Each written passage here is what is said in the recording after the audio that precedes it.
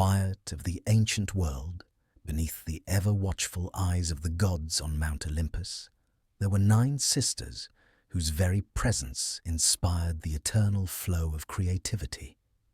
These were the Muses, daughters of Zeus, the king of gods, and Mnemosyne, the goddess of memory. They were the divine embodiment of the arts, each one a wellspring of inspiration, guiding those who sought beauty, wisdom, and expression in their lives. From the sounds of music to the verses of poetry, from the wisdom of history to the grace of dance, the Muses' touch was felt across all forms of human creativity. Tonight, as the world quiets and the night deepens, let us drift into the story of these revered goddesses. We will journey through their origins, their gifts, and the lasting legacy they left upon both gods and mortals. Their tale unfolds as a soft lullaby, gentle, timeless, and soothing. As we embark on this peaceful exploration, remember to like, subscribe, and share where you are listening from. Allow the calm whispers of their story to carry you through this journey, one serene chapter at a time. Long before the human world was filled with songs, stories, and art, before the great minds of poets and artists carved their names into the sands of time, there was a time of quiet, of primordial silence, and of the world yet to be shaped.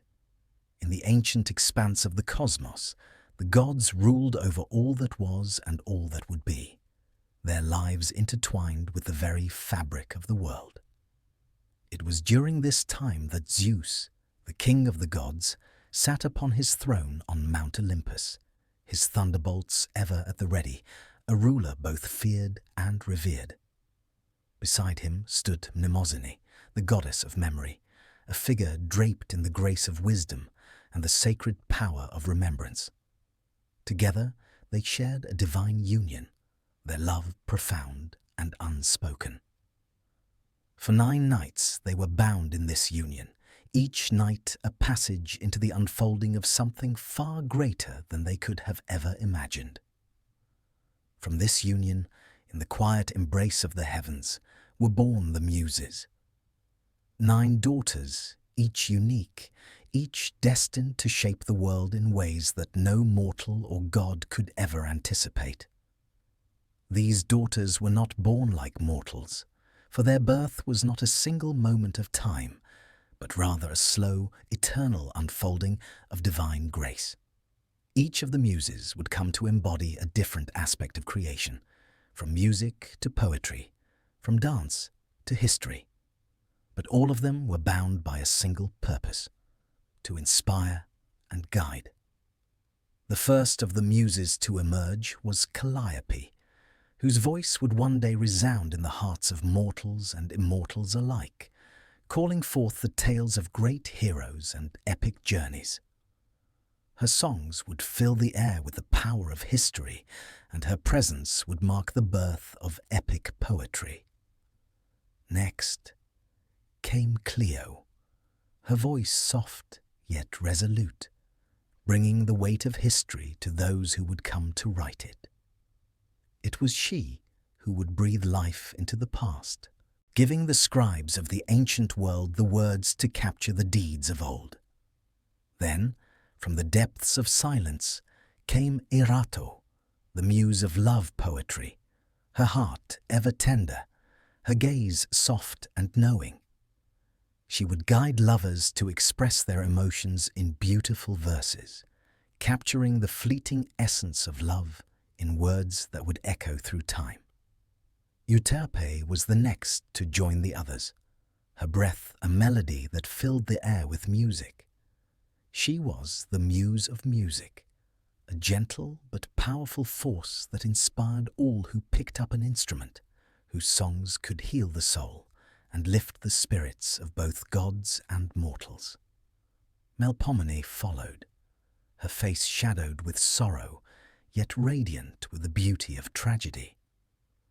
She was the muse of tragedy, whose influence would seep into the hearts of playwrights, filling their minds with tales of loss, of struggle, and of the human condition.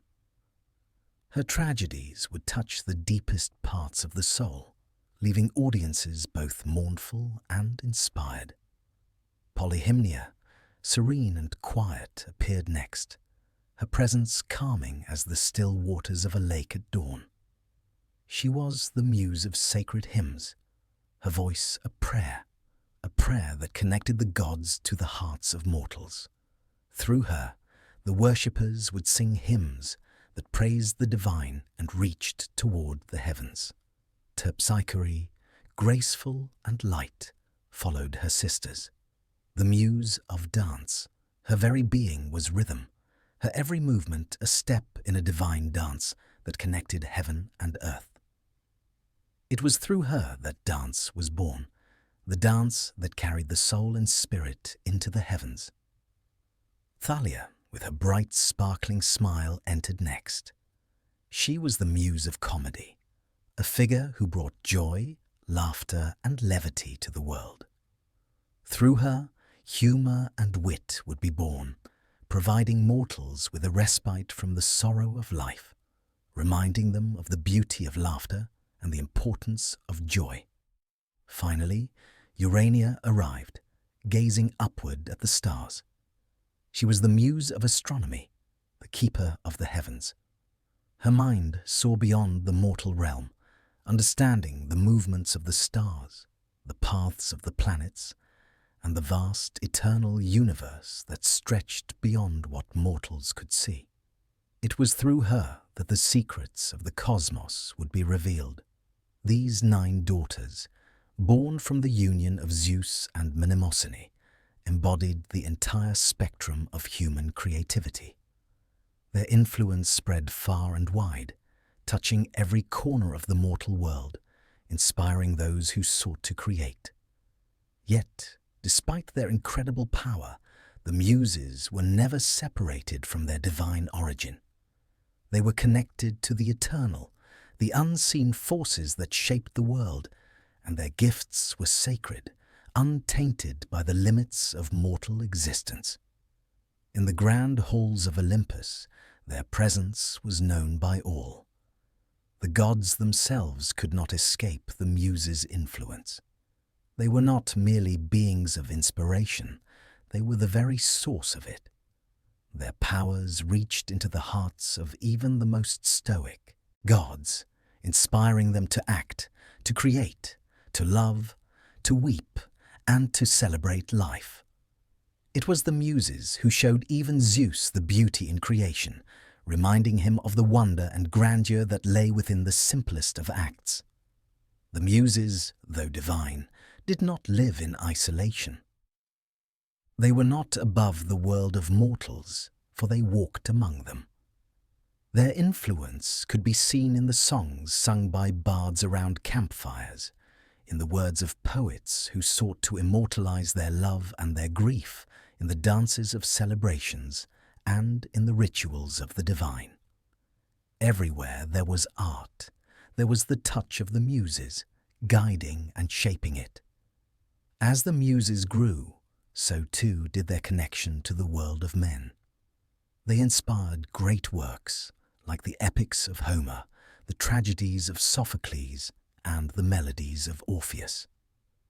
Their names became synonymous with artistic creation, and their influence lived on in the works of generations yet to come. In their quiet, timeless way, the Muses embodied the divine spark of inspiration, a gift passed down through the ages, forever shaping the heart and soul of humanity. And so, their story began, a story of divine beauty, eternal creativity, and the unbroken bond between gods and mortals. The Muses, once born of divine union, were now firmly placed among the immortals, within the grand halls of Mount Olympus. This sacred mountain, where the gods held court, became their home, and from there they would look over both the realm of gods and the lives of mortals. As daughters of Zeus, the king of the gods, and Mnemosyne, the goddess of memory, the Muses held a special place in the divine hierarchy. They were not mere observers, but active participants in the shaping of the world's arts and knowledge. And it was from Olympus that they extended their influence across the fabric of existence. Mount Olympus was a place of serenity, of beauty, and of harmony. It was a place where the gods convened, where they discussed the fate of humanity, and where they reveled in the divine gifts they each held. The Muses, too, played their part in this divine assembly, not only as daughters of Zeus, but as the very embodiment of inspiration. Their music, poetry, and dance were not merely acts of creation. They were offerings to the divine order, harmonizing the heavens and the earth in perfect balance. Each muse, in her own way, contributed to the greater harmony of Olympus. Calliope, the muse of epic poetry, would often be found reciting verses that spoke of the heroes of old, their valor and sacrifice, their journeys and their destinies.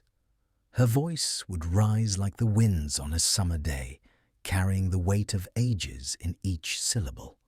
Clio, the muse of history, would sit quietly beside her, her eyes gleaming with the wisdom of the past. It was through Clio that the deeds of the gods and mortals alike were preserved, and she was often seen conversing with the great thinkers and philosophers, ensuring that nothing would be lost to the Aidat passage of time. Erato, the muse of love poetry, brought with her a softness, a tenderness that could melt even the hardest of hearts. She would often be found in the company of Aphrodite, the goddess of love, her presence a reminder of the deep connections that bind all beings together. Through her, the beauty of love was expressed in verse, her songs lingering in the hearts of those who listened. Euterpe, the muse of music, would play her lyre at the great feasts held in Olympus, filling the halls with melodies that could stir the very soul. Her music echoed through the skies, a symphony of celestial harmony. The gods themselves were captivated by her songs, and even the mighty Zeus would pause in his pursuits to listen, enchanted by the notes that flowed from her hands. Melpomene, the muse of tragedy, often sat in quiet reflection, her face solemn, her eyes lost in thought. She was a figure of melancholy, embodying the sorrow and suffering that was an inescapable part of existence. Yet, in her presence, the gods were reminded of the importance of balance. Through her influence, they learned to embrace their own struggles and to see the beauty in their pain. Her tragedies, like those of mortal playwrights, touched the hearts of gods and mortals alike, a reminder of the human condition in its rawest form. Polyhymnia, the muse of sacred hymns, would often be found in the company of Apollo, god of the sun, her voice rising in prayer, her hymns a sacred connection to the divine. Through her, the gods were worshipped, their praises sung by the mortal and divine alike. Her voice was the voice of reverence, her presence a reminder of the sacred nature of all things. Terpsichore, the muse of dance, embodied movement itself. Her graceful steps were like the flowing of a river, always fluid, always free. In the great halls of Olympus she would dance, and the gods would watch in awe, for her every movement was an expression of divine joy. The earth itself seemed to stir beneath her feet, and in her presence all felt the impulse to dance, to move, to celebrate life in all its beauty. Thalia, the muse of comedy, would often be found laughing in the presence of the gods. Her laughter was infectious, a sound that could lighten the hearts of even the most serious of deities. Through her, humor found its way into the heavens, and the gods learned to laugh at themselves.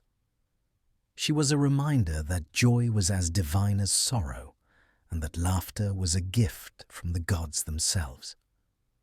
Urania, the muse of astronomy, would gaze upward, her eyes tracing the movements of the stars.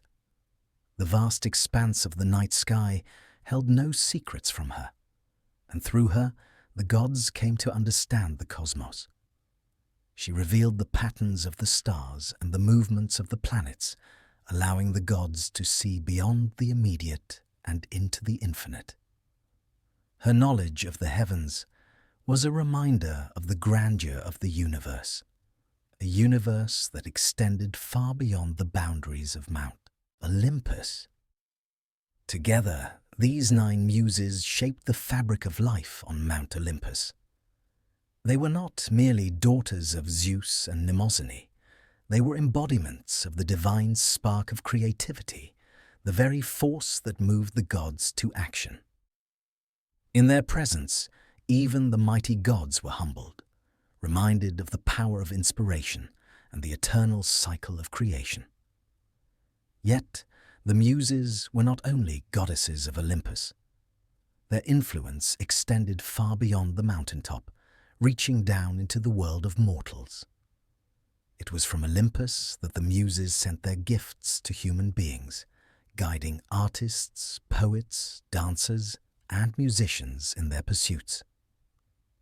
It was said that those who sought the Muses' inspiration and who gave themselves fully to their craft could feel the divine touch of the Muses upon them. Through the Muses, the mundane world was transformed into a place of beauty, where the soul could find expression and the heart could find its voice. On earth, their gifts were woven into the very essence of human culture. In the cities of Greece, the great poets and playwrights invoked the Muses before beginning their work, praying for guidance and inspiration. The artists who painted the walls of temples sought their favor, hoping to capture the divine beauty they had been shown. The dancers who performed in the festivals of the gods moved with grace, their steps a reflection of the Muses' influence. And so, from the divine halls of Mount Olympus, the Muses continued their sacred work, inspiring not only the gods, but all who walked the earth.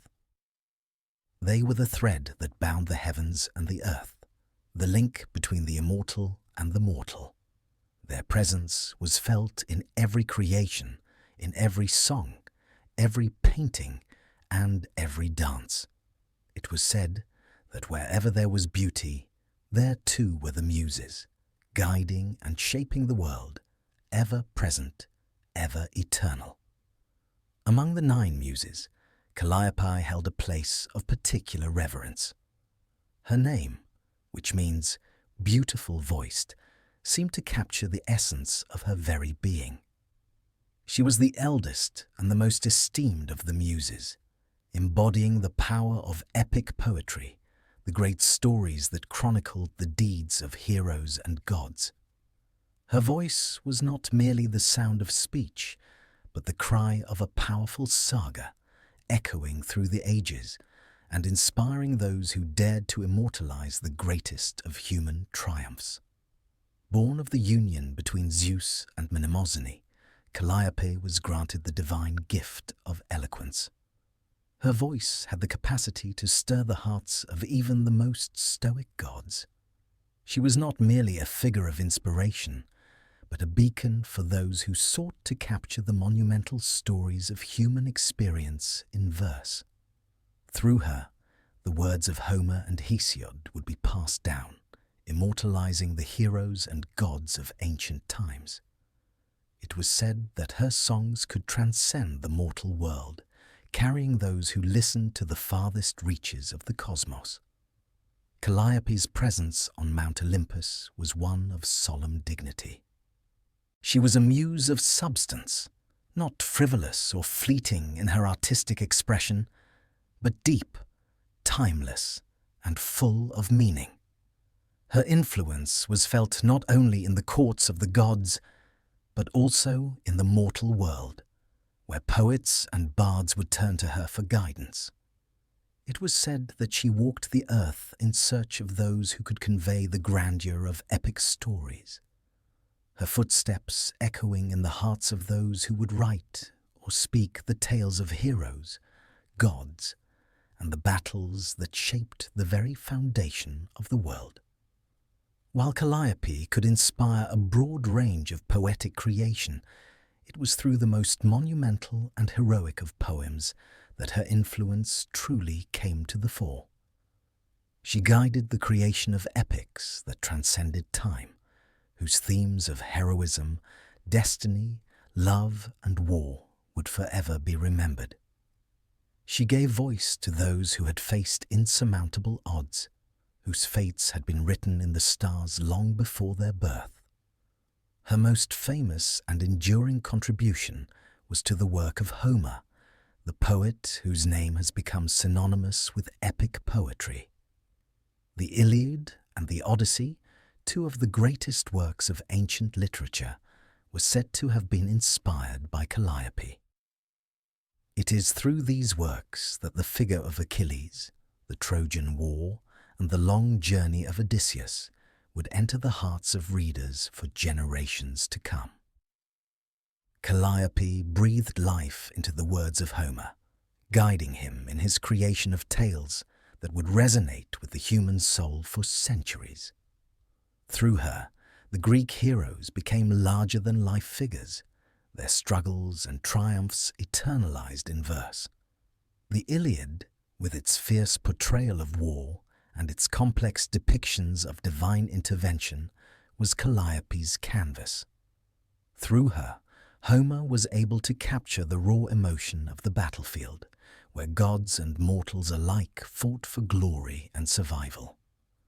The tragic death of Hector, the rage of Achilles, and the complicated relationships between the gods were all brought to life through Calliope's guiding influence. Her presence shaped the narrative, infusing it with the themes of fate and honor that have come to define the epic genre. Similarly, the Odyssey, Homer's tale of Odysseus's long and treacherous journey home, was a story steeped in the divine guidance of Calliope. As Odysseus wandered through strange lands and faced trials set by both gods and monsters, it was Calliope's voice that resonated in the verses, weaving the themes of perseverance, wit, and the longing for home. Through her, the timeless themes of journey and homecoming would forever be linked to the idea of heroism. Yet Calliope's influence was not limited to Homer alone. She guided the works of other great poets, ensuring that the voices of heroes and gods continued to be heard. Hesiod, another early poet of Greece, called upon Calliope to help him write his own epic works, such as Theogony, which explored the origins of the gods and the creation of the world. Hesiod's works were filled with the weight of divine knowledge, a testament to the deep influence Calliope had upon him. Even in later centuries, the echoes of Calliope's influence could be felt. The epic poems of Virgil, such as the Aeneid and the medieval epic tales that would follow in the West, all carried the same heroic structure and themes of fate, honor, and divine intervention. Calliope's role in shaping the tradition of epic poetry was profound and far-reaching, as she guided writers through the ages in the quest to capture the monumental stories that defined the human experience. Though Calliope was most renowned for her influence on the creation of epic poetry, her gifts were not limited to the spoken or written word. Her influence also extended to the very idea of heroism itself. She was a muse not just for poets, but for warriors and leaders whose deeds would one day be sung of in great epics. It was Calliope who imbued the hearts of those who would fight for glory with the sense of their own legacy. She inspired them to act with courage, to rise above their fears, and to face challenges that would shape their fates. The themes of Calliope's influence were as timeless as the stories themselves. Fate, destiny, and the struggle for glory were central to the heroic ideal that she inspired. She reminded those who sought to create to focus not only on the grand acts of valor, but on the internal struggles that defined the human experience. Heroism, in Calliope's view, was not only in great battles fought and won, but also in the courage to face the unknown, to endure suffering, and to rise above personal limitations. In this sense, Calliope was not just a muse of the past, but a figure whose influence continues to shape the way we view stories of heroism and courage today. The great epics she helped inspire continue to speak to us, urging us to understand the complexities of the human condition and to recognize the value of our own personal struggles. Through her, the great stories of our time become more than mere tales. They become timeless truths, speaking to something deeper within us all. As the elder of the Muses, Calliope's presence was a quiet but powerful force. She was not one to seek the spotlight or revel in the recognition of her influence. Instead, she was content to remain in the background, a steady, guiding force for those who would carry on the great tradition of epic storytelling. Through her, the heroic journey would never be forgotten, and the world would continue to be shaped by the power of words. Among the divine sisters, Clio was the keeper of memory. As the muse of history, her presence was a quiet yet profound one, ever watchful, ever attentive to the unfolding of time. Clio's domain was not one of fleeting moments, but of the eternal record, the events and deeds that shaped the course of civilization, of gods and of mortals. She was the weaver of time, collecting the threads of history and binding them into a tapestry that would be preserved for all eternity. The name Clio is said to come from the Greek word klein, meaning to celebrate or to make famous. It is fitting, then, that Clio's work was to immortalize the great moments of history, ensuring that those who had passed from the world would never be forgotten. Her gift was the ability to see the grand narrative of existence, to understand the arc of time from its humble beginnings to its distant future. Through her, the deeds of heroes, the rise and fall of civilizations, and the divine interventions of the gods were recorded and preserved, each story a vital part of the collective memory of the world. Clio's influence was subtle, yet far-reaching. She did not actively intervene in the lives of mortals, as some of her sisters did. Instead, she worked quietly, planting the seeds of knowledge in the minds of those who would come after her. She guided historians, poets, and philosophers who sought to understand the past, ensuring that the records of history were accurate and true. She was not a figure of action, but of contemplation. Her influence felt most strongly in the moments of reflection, when mortals and gods alike looked back at the past to understand the present and to anticipate the future. The historians who invoked Clio's name were often found deep in thought, poring over the records of ancient events. They would seek to understand the causes and consequences of actions, the relationships between gods and mortals, and the shifting tides of fate. Through Clio, they were able to draw connections between seemingly unrelated events, revealing the patterns that govern the course of history. Her gift was the ability to bring clarity to the complex and often chaotic flow of time, to show that each moment was part of a greater whole. It was Clio who guided the great works of historical writers, such as Herodotus, who is often referred to as the father of history. Herodotus sought to document the history of the known world, and in doing so, he invoked Clio to help him tell the story of the Greek and Persian wars. It was through her influence that Herodotus was able to piece together the narrative of these monumental events, recording them in such a way that they would be remembered for centuries. His work became a model for future historians, and Clio's presence was felt in every line he wrote, guiding him toward a deeper understanding of the world's past. Clio's gift was not only in preserving the deeds of the gods and heroes, but in ensuring that the lessons of history were not lost. In her quiet way, she taught that the past was not merely a collection of dates and events, but a living, breathing force that shaped the future. Through her, mortals understood that the actions of the past had lasting consequences, and that to ignore history was to forget the lessons it contained. The great works of literature, from the Iliad to the Aeneid, all contained within them the echoes of Clio's influence, as they sought to record not just the actions of the heroes, but the reasons behind their deeds, the causes that led to the conflicts, and the larger patterns of fate that governed their actions. Yet, Clio's influence was not limited to ancient times. Her work continued to inspire historians, scholars, and thinkers throughout the ages.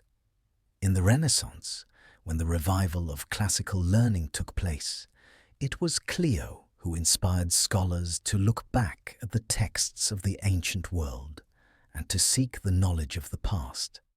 Her influence was felt in the works of historians like Edward Gibbon, who wrote about the rise and fall of the Roman Empire, and in the works of modern historians who continue to examine the events that have shaped our world. Clio was also the muse who guided the writing of the epic histories by Herodotus, where the grand narratives of the ancient world were recorded, from the wars between the Greeks and Persians to the distant lands of Egypt.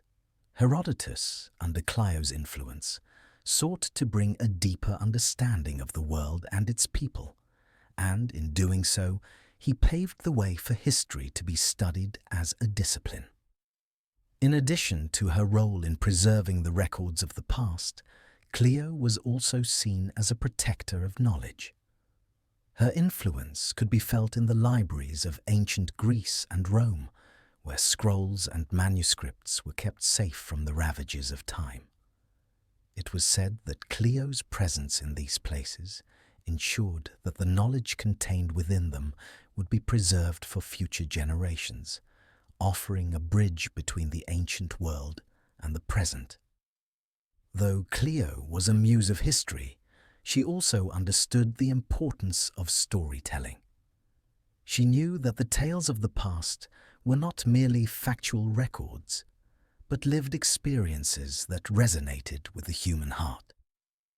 The great historical works, whether they were epic poems or scholarly writings, contained within them the emotional truths of the past. Clio's influence ensured that these stories were not only remembered, but felt, allowing each generation to connect with the experiences of those who had come before them. Through Clio, the stories of the gods, the rise and fall of empires, and the struggles of heroes became more than just memories. They became a part of the collective consciousness of humankind. She wove the threads of time into a tapestry of understanding, allowing us to see not just what happened, but why it happened, and how those events continue to shape the present. The Greeks and Romans saw Clio as the keeper of knowledge, the protector of the past, and the guide to the future. Without her, the great narratives of the world would have been lost, fading into the abyss of time.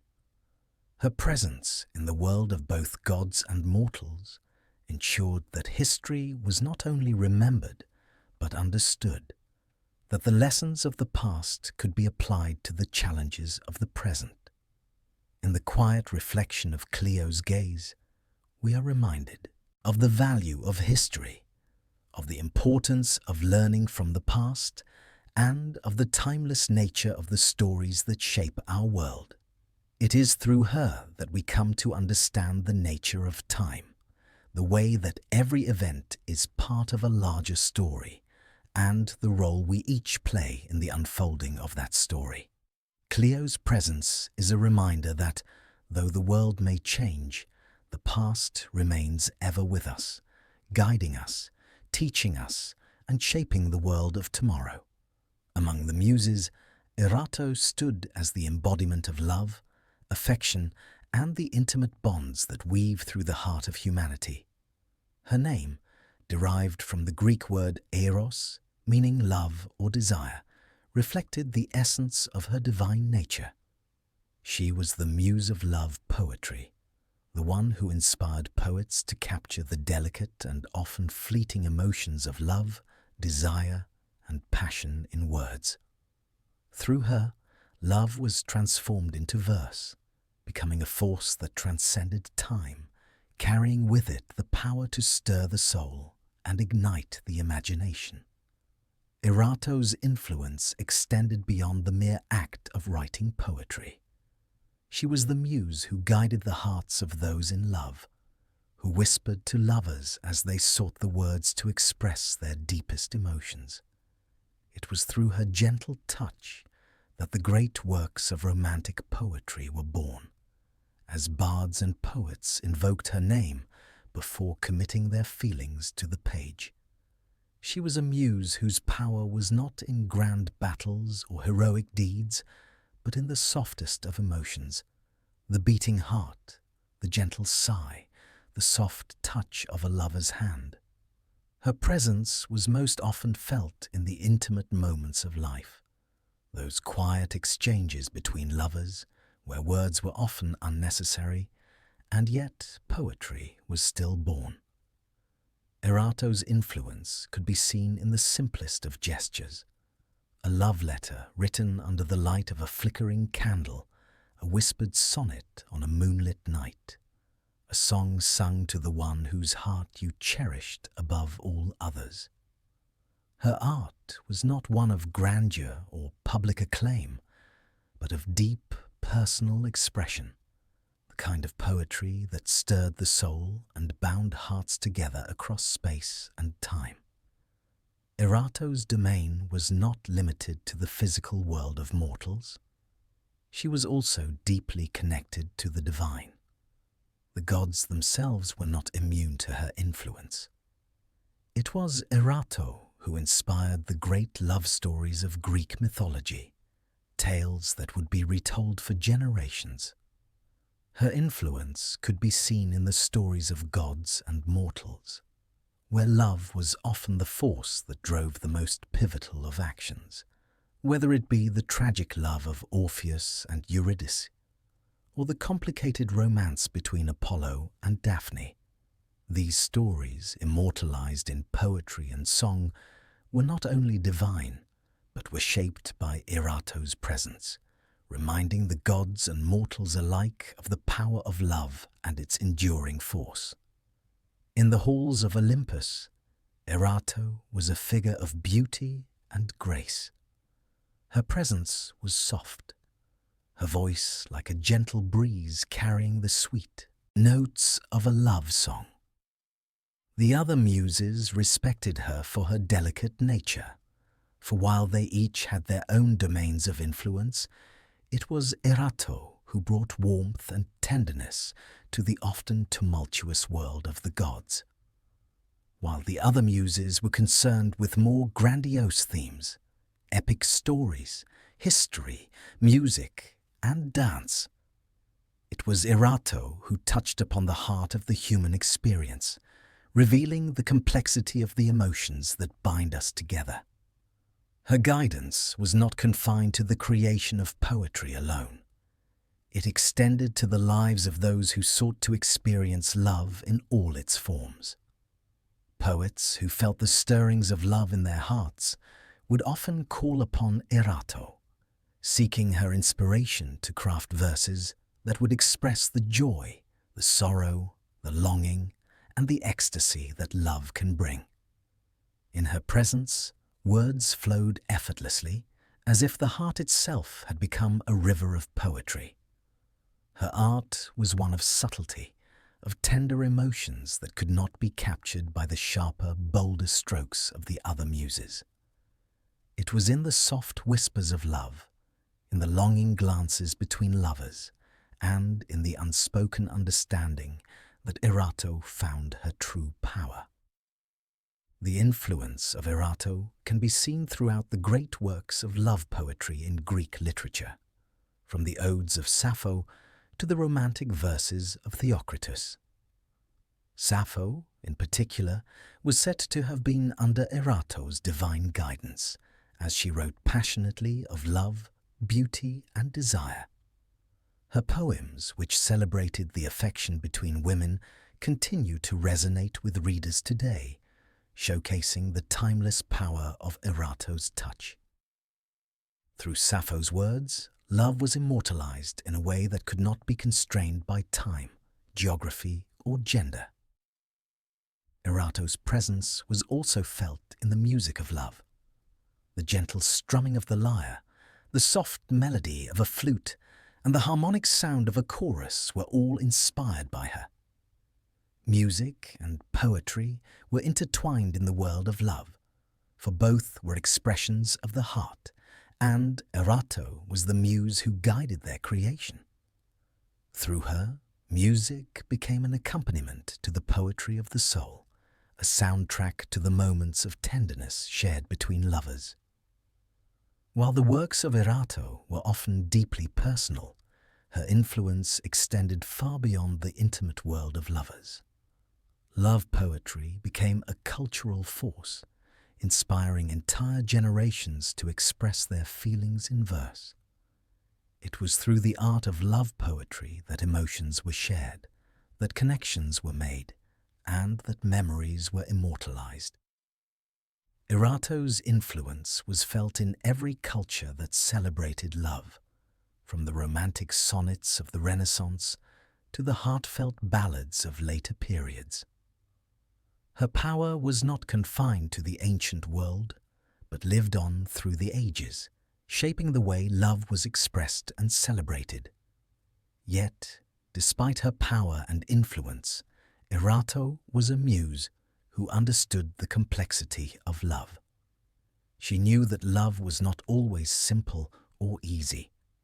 Love could bring both joy and heartbreak, passion and pain.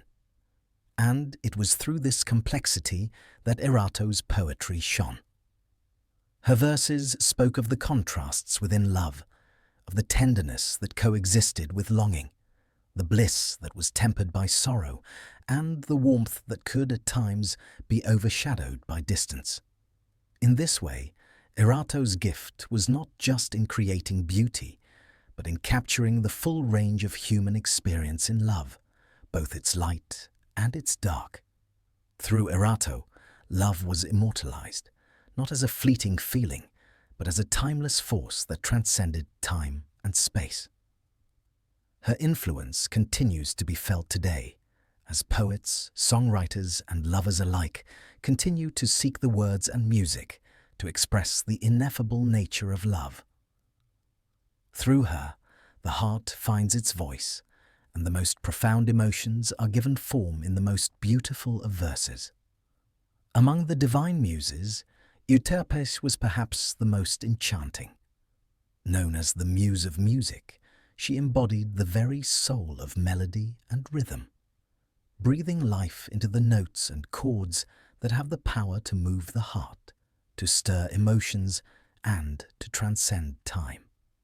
With her lyre in hand, she was the master of all harmonies, from the delicate trill of the flute to the soaring grandeur of a symphony. She was the inspiration behind the music that resonated through the halls of Mount Olympus and the mortal world alike. Her influence felt wherever music and song could be found. The name Euterpe is believed to come from the Greek word euterpein, meaning to delight. It was through her that mortals and immortals alike were delighted, their hearts stirred by the profound beauty of music. Euterpe's gift was not just in the composition of music, but in the way it could reach into the soul of anyone who heard it. It was through her that the divine harmony of the cosmos was reflected in the melodies that filled the world, creating a connection between the human spirit and the divine. Euterpe was the embodiment of joy and serenity, a gentle and uplifting presence among the Muses. She was known for her soft, melodic voice that could calm the storms of the gods or bring peace to a troubled heart. With a gentle strum of her lyre or a light stroke of her flute, she would fill the heavens with music, and the air would come alive with the ethereal sounds of creation. In her presence, even the most stoic of gods would find themselves moved, their hearts softened by the beauty of her melodies. It was said that the very winds themselves would hum in tune with her, carrying her music far and wide across the heavens and the earth. In the courts of Olympus, music was an essential part of daily life. The gods themselves were musicians, playing harps, lyres, and flutes, their songs filling the air as they gathered in festivity. Euterpe was at the heart of these celebrations, her music lifting the spirits of the gods and bringing a sense of harmony to the divine gatherings. The great feasts and banquets held in Olympus would often begin with her playing, her melodies setting the tone for the revelry to come. Her music was a thread that wove the gods together, creating a sense of unity and peace that transcended their often tumultuous lives. Euterpe's influence also extended to the mortal world, where she guided musicians and composers in their creative endeavors. It was said that when a mortal sought to create music that resonated with the divine, they would call upon Euterpe for inspiration. Those who were gifted in the art of music, whether they played instruments, sang, or composed, would often pray to her, asking for her guidance in crafting their melodies. In response, she would fill their minds with the sweet sounds of music, the notes flowing through them like a river of divine inspiration. The greatest composers, from ancient times to the present day, have felt the touch of her hand, guiding them as they create the music that stirs the soul. One of Euterpe's most enduring gifts was her creation of the flute, an instrument that would come to symbolize her influence. The sound of the flute, soft and pure, became the hallmark of her music. The flute, along with the lyre, became the instruments of choice for the gods themselves, and it was through these instruments that Euterpe's music was most often heard. She was the master of melody, her music flowing effortlessly from the strings and breath of these instruments, filling the air with a harmony that was both divine and human. It was said that when the gods played their flutes, they could summon winds, calm storms, or bring about peace in the hearts of those who listened. Though Euterpe was often associated with joy and celebration, her music also carried a deep and profound quality. The same melodies that lifted the spirits could also convey sorrow, longing, and melancholy. She was the muse who understood the full emotional range of music, and through her, composers and musicians could express the deepest of human emotions. Her influence was not limited to the creation of joyous tunes, but extended to the creation of music that touched the heart, that brought tears to the eyes, and that captured the complexity of the human soul. One of the most famous tales of Euterpe's influence can be found in the myth of Orpheus, the greatest musician in Greek mythology. Orpheus was said to be the son of Apollo and the muse Calliope, and he inherited his mother's poetic talent and his father's musical gifts. Yet it was Euterpe's influence that guided his soul in the creation of music that could charm not only humans, but the very forces of nature. His music was so powerful that it could calm wild beasts, move trees, and even sway the gods themselves. In his famous journey to the underworld to retrieve his wife Eurydice, Orpheus played his lyre with such sorrow and beauty that even Hades, the lord of the underworld, was moved to tears. This was the power of Euterpe's influence, music that could reach into the very heart of the universe and change its course. Euterpe's presence was not confined to any one place or time.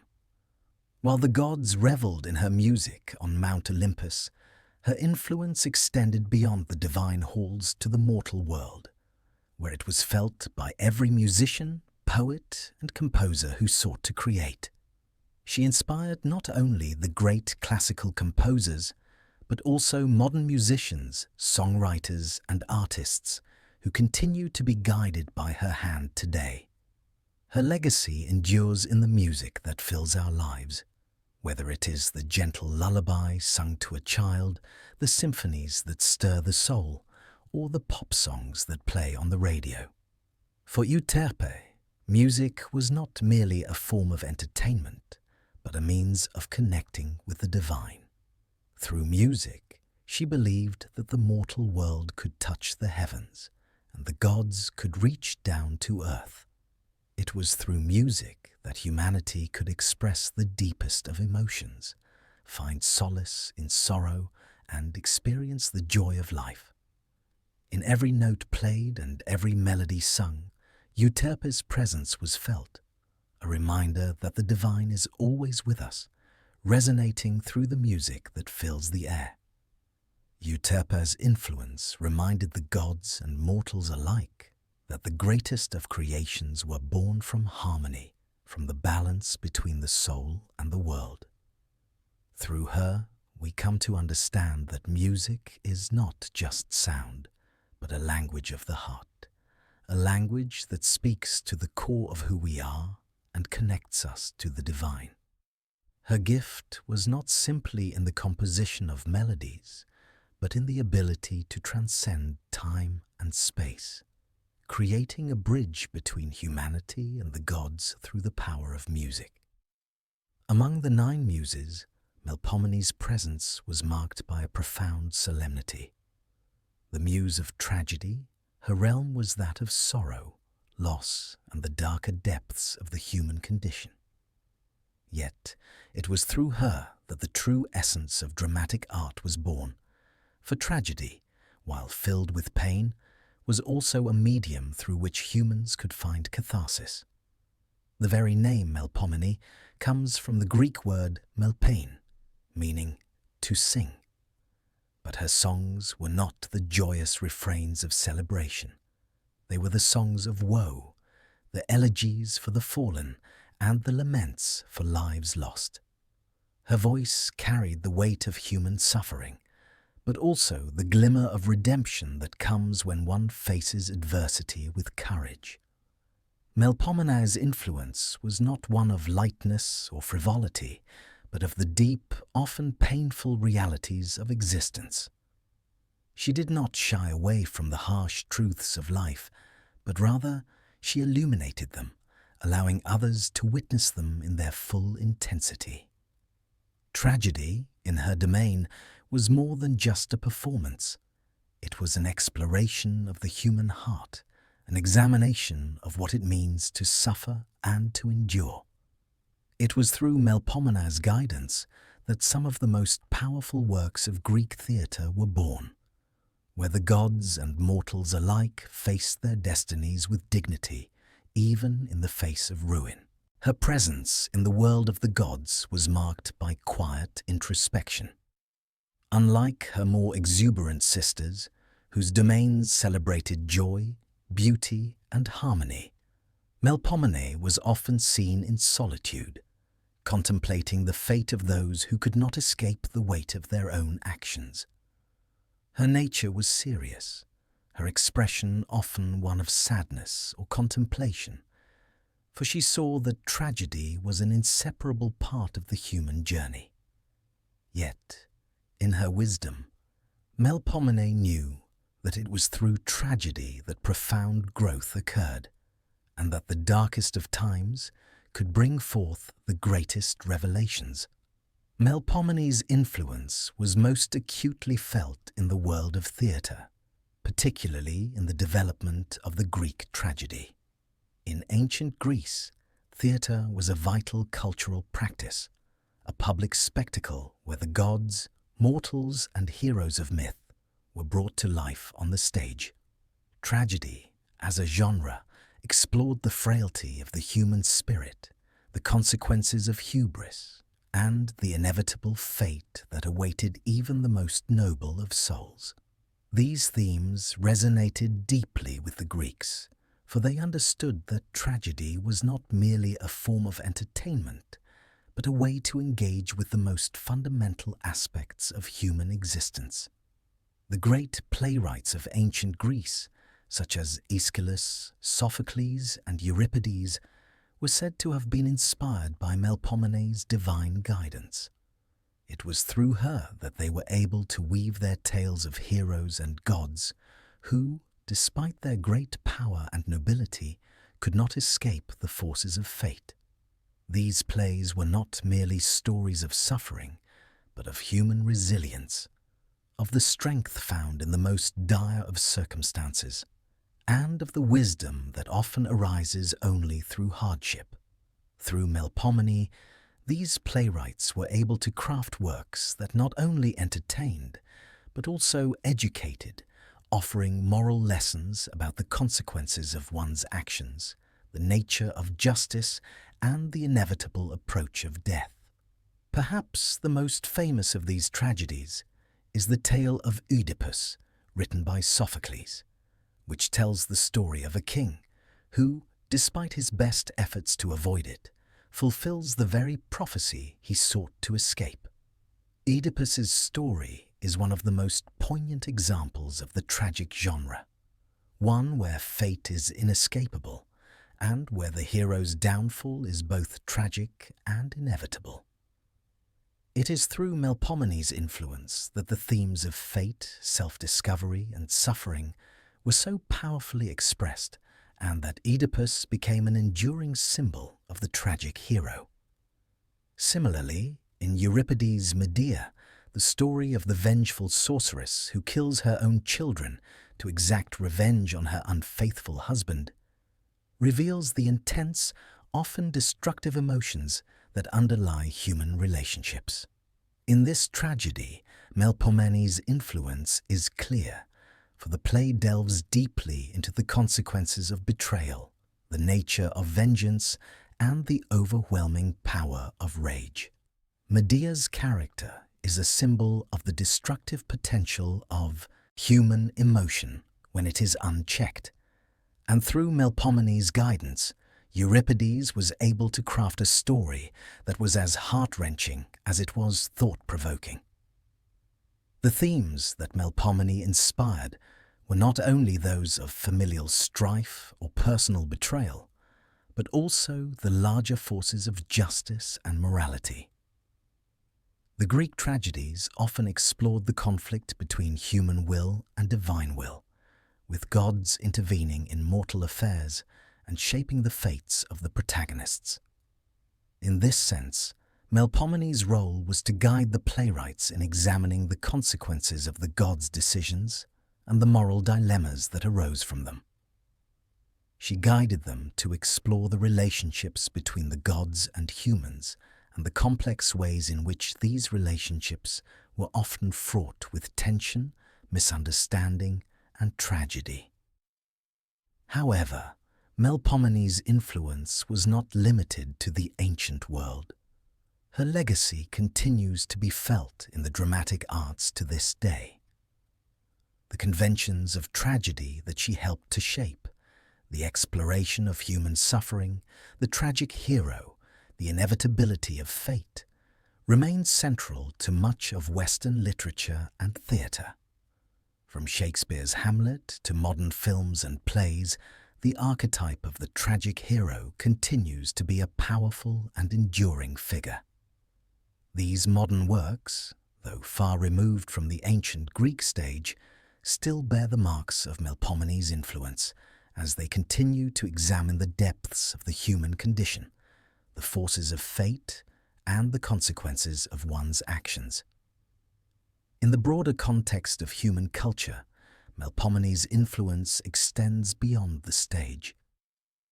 The tragedies of life, those moments of loss, grief, and suffering, are an intrinsic part of the human experience.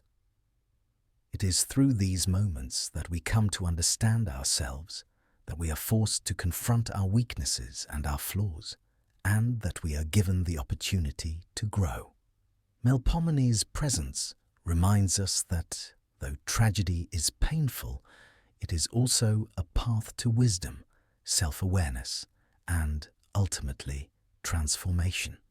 It is through tragedy that we are reminded of our shared humanity, that we are all vulnerable to the whims of fate and the consequences of our own actions. Melpomene, in her quiet wisdom, teaches us that suffering is not something to be avoided, but something to be embraced. For it is through our greatest struggles that we learn the most about ourselves and the world around us. Among the Muses, Polyhymnia stood apart in her solemnity and grace.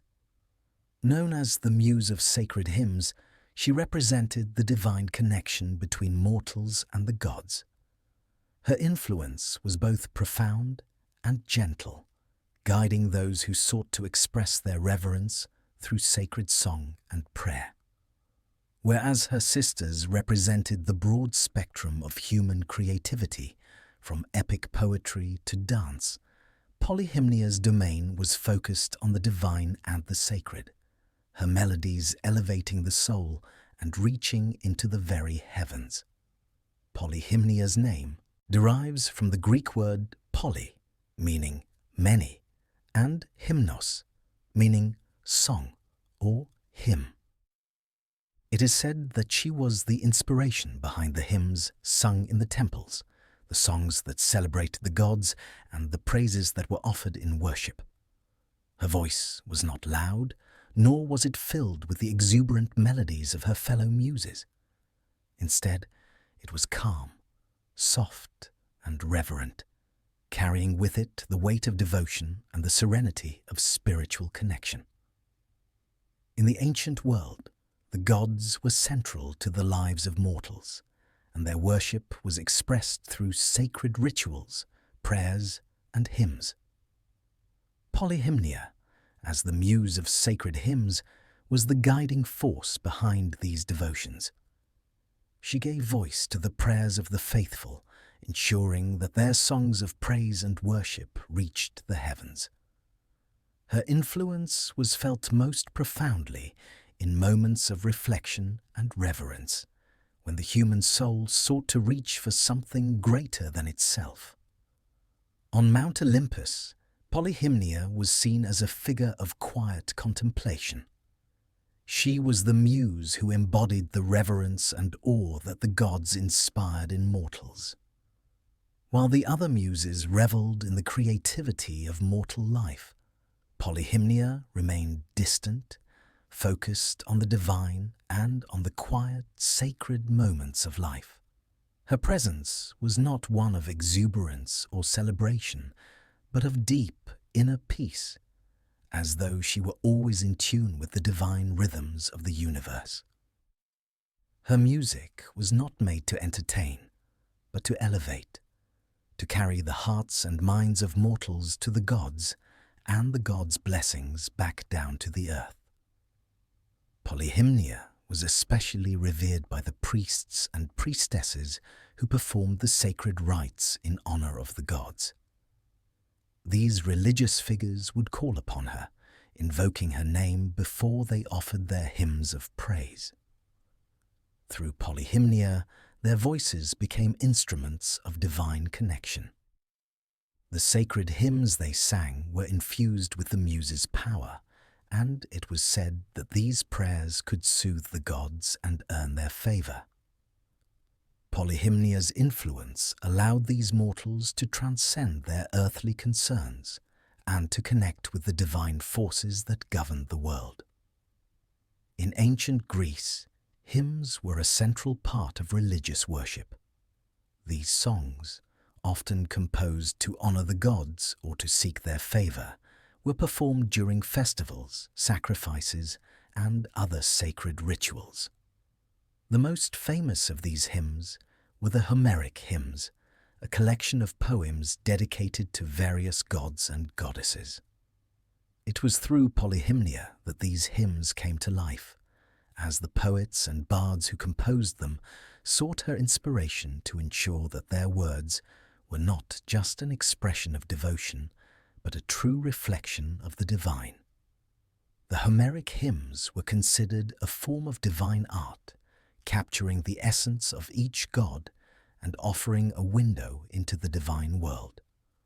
The power of polyhymnia's influence is particularly evident in the hymns dedicated to the gods of the Greek pantheon. Her touch could be felt in the lines that spoke of the power and majesty of Zeus, the wisdom of Athena, and the beauty of Aphrodite. Through her, the praise for these gods was elevated, becoming not just words, but a spiritual offering. Polyhymnia's hymns were not about the human experience. They were about the divine, lifting the mortal heart and mind to the gods above. While polyhymnia's influence was most felt in the creation of sacred hymns, her power extended beyond the temple and the altar. She also played a key role in the preservation of sacred knowledge and wisdom. It was said that through her, the ancient philosophers and sages were able to access divine insight, using music and prayer as a means of understanding the mysteries of the universe. In this way, polyhymnia was not only a muse of song, but of knowledge, for she connected the wisdom of the gods with the minds of mortals. She helped guide the development of philosophy and theology, as scholars and sages sought her inspiration in their quest for truth. Through polyhymnia, the divine was brought into the mortal world. Her hymns served as a reminder of the interconnectedness of all things, of the gods, the earth, and humanity. The hymns were not only an offering of praise, but a recognition of the divine presence that permeated every aspect of life. To sing a hymn was to acknowledge the divinity within all things and to seek the guidance and blessings of the gods in one's daily life. Polyhymnia's songs bridged the gap between the sacred and the profane, reminding mortals that the divine was always present, always near. Polyhymnia's influence was not limited to ancient Greece. The power of sacred music has continued to play an important role in religious practices around the world, from the chants of medieval monks to the hymns sung in churches today. The tradition of sacred music, of hymns that speak directly to the divine, has persisted through the ages, and it is a testament to polyhymnia's lasting legacy. Her music continues to inspire those who seek to connect with the divine, offering a means of expression that transcends words and touches the soul. In the broader context of human culture, polyhymnia's influence also reminds us of the importance of reverence and contemplation. In a world that is often filled with noise and distraction, her presence calls us to quiet our minds and seek the divine in moments of stillness. She teaches us that there is power in silence, in reflection, and in the acts of worship and devotion that allow us to connect with something greater than ourselves. Through polyhymnia, we are reminded that music is not only a form of entertainment or expression, but also a pathway to spiritual enlightenment, a means of seeking the divine presence in our lives. Polyhymnia's role as the muse of sacred hymns also invites us to reflect on the beauty of the world around us. Her music celebrates the divine order of the universe, the intricate harmony of the cosmos. The act of singing her hymns was not only an act of worship, but a recognition of the beauty and order that exists in the world. Through her influence, we come to understand that the divine is not only found in temples or in sacred spaces, but also in the natural world, in the music of the wind, the rustle of leaves, the flow of rivers, and the rhythms of life itself. Among the Muses, Terpsichore's influence was one that flowed with graceful energy, her very being an embodiment of movement and rhythm. Known as the Muse of Dance, Terpsichore was the divine force behind the fluidity and beauty of human expression through motion. She was the one who guided the first steps of dancers, inspiring their movements to be as natural and captivating as the winds themselves. Where other muses spoke through words, music, or the arts of creation, Terpsichore's art was a language of its own, one that transcended words and resonated in the bodies and hearts of those who sought to express their innermost selves through dance. Her name, derived from the Greek words terpein, meaning to delight, and chorein, meaning to dance, perfectly captured her essence. Terpsichore's influence was not only felt in the formal dances of the gods and mortals, but also in the subtle rhythms of life itself. Every movement, whether it be a joyous celebration or a gentle sway in the breeze, carried with it the potential for divine beauty. And it was Terpsichore who inspired these movements. She was the muse who connected the body to the spirit, allowing dance to become a way of communing with the divine and with the very rhythms of the universe. In ancient Greece, dance was a vital part of both religious rituals and cultural expression. The gods themselves were often depicted in dance, their movements graceful and powerful, flowing seamlessly between the divine and the mortal realms. It was said that the gods would dance to celebrate their victories, to honor their births, or simply to express their joy. And in all of this, Terpsichore's guiding hand was present. She was the one who imbued each dance with meaning, transforming the act of movement into a celebration of the divine.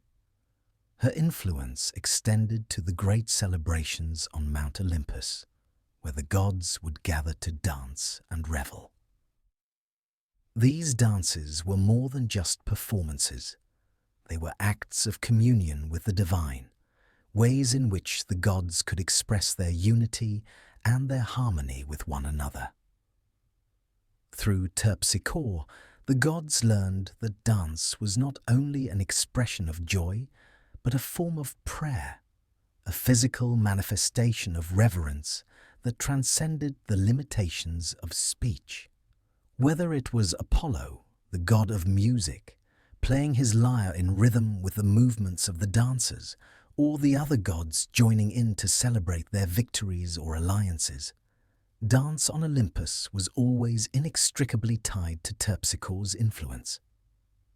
For mortals, the gift of dance was just as powerful. Throughout ancient Greece, dance was not only a form of artistic expression, but a means of worship, particularly in religious ceremonies held in honor of the gods. Terpsichore's music could be heard at these sacred rituals, where her guidance would transform the dancers into vessels of divine expression. The Greeks believed that dance was a way to honor the gods, with the dancers acting as living prayers, moving in time with the divine will. The most significant of these dances occurred during the great festivals held in honor of gods like Dionysus, the god of wine, revelry, and fertility. These festivals, such as the Dionysia, included elaborate performances in which dance and theatre were intertwined.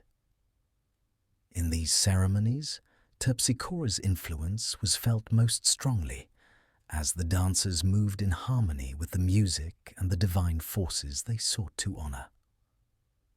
The movements were often symbolic, telling stories of gods, heroes, and mythological creatures. Through her, dance became a living form of storytelling, with each step speaking of ancient tales of creation, love, loss, and redemption. Terpsichore's influence was not only present in the sacred and ceremonial aspects of dance, but also in the everyday lives of mortals. Dance was a celebration of life itself, and whether it was a joyous occasion like a wedding or a more intimate gathering, Terpsichore's grace could be seen in the fluid movements of the dancers.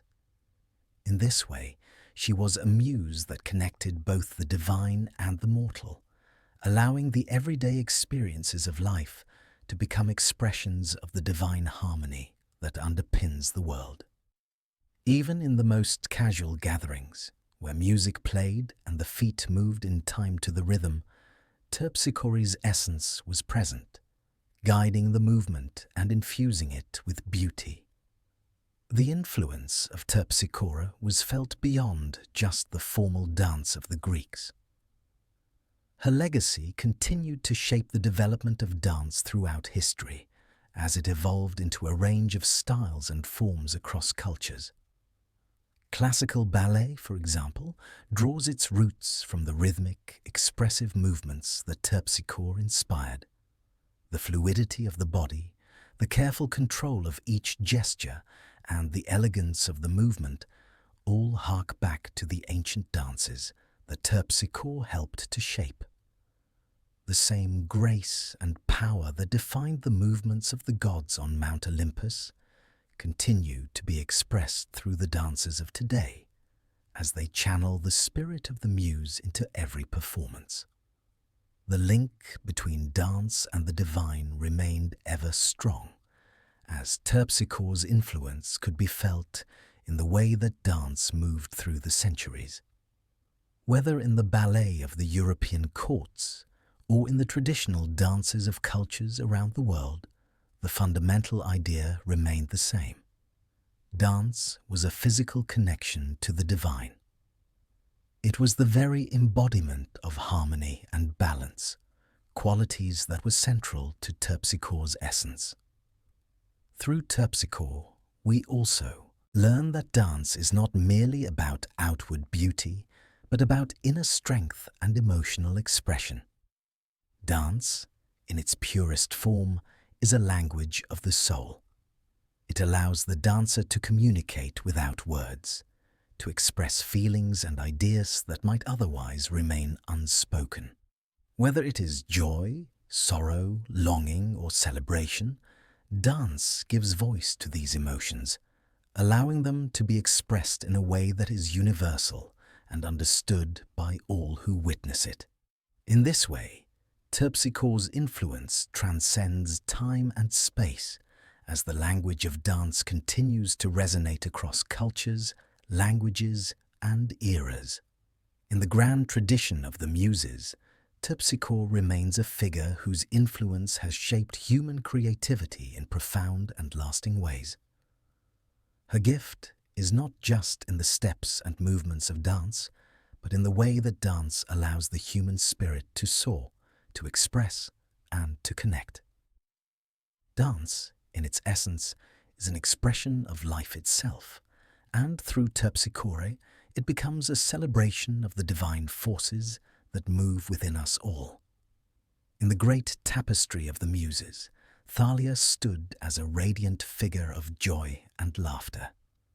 As the muse of comedy, she embodied the lighter, more humorous side of the human experience, one that balanced out the somber tones of tragedy with moments of levity and mirth. Her gift was not just in the creation of humor, but in its power to heal, to bring together, and to remind all who heard her influence that life, even in its darkest moments, could still be found with moments of joy and laughter. Thalia's name, derived from the Greek word thalein, meaning to blossom or to flourish, was a reflection of her role in bringing vitality and lightness into the world. She was the divine figure behind the comedic arts, and through her, writers, playwrights, and actors were able to bring laughter to their audiences, using wit, satire, and humor to entertain and enlighten. Where other muses created serious art, epic poetry, history, tragedy, Thalia's realm was filled with the playful and the whimsical, the laughter that follows a well-timed joke or a clever turn of phrase. In ancient Greece, comedy was a powerful social force, often used to comment on the state of society and the gods. While tragedy was often grand and serious, comedy was more down-to-earth, using humor to bring attention to the flaws and follies of individuals, politicians, and even gods. Thalia's influence could be felt most strongly in the theatre, where playwrights would invoke her name before embarking on their comedies. These plays, often filled with mistaken identities, puns, and absurd situations, were designed to make the audience laugh, but also to provoke thought.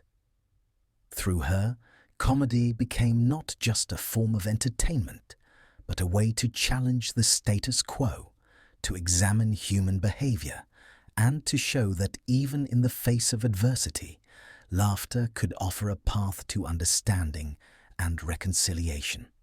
Thalia's role was vital in the comedic festivals that were held in ancient Greece, especially during the Dionysia, a festival in honor of the god Dionysus. These festivals celebrated the joys of life, of wine, of revelry, and of performance. It was during these times that the greatest comedies were performed, and Thalia's presence was felt in every witty line, every clever plot twist, and every laugh that rang out from the audience.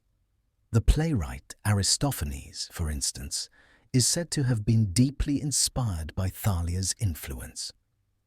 His plays, filled with sharp political satire and absurd humor, were a reflection of the power of comedy to challenge societal norms and expose the follies of the powerful. Under Thalia's guidance, Aristophanes became one of the most celebrated playwrights of his time, using humor as a tool for both entertainment and social commentary. Where Thalia's influence was most apparent was in her ability to bring people together through laughter. Comedy, as she saw it, was not just about making people laugh. It was about building community, allowing people from all walks of life to connect with one another.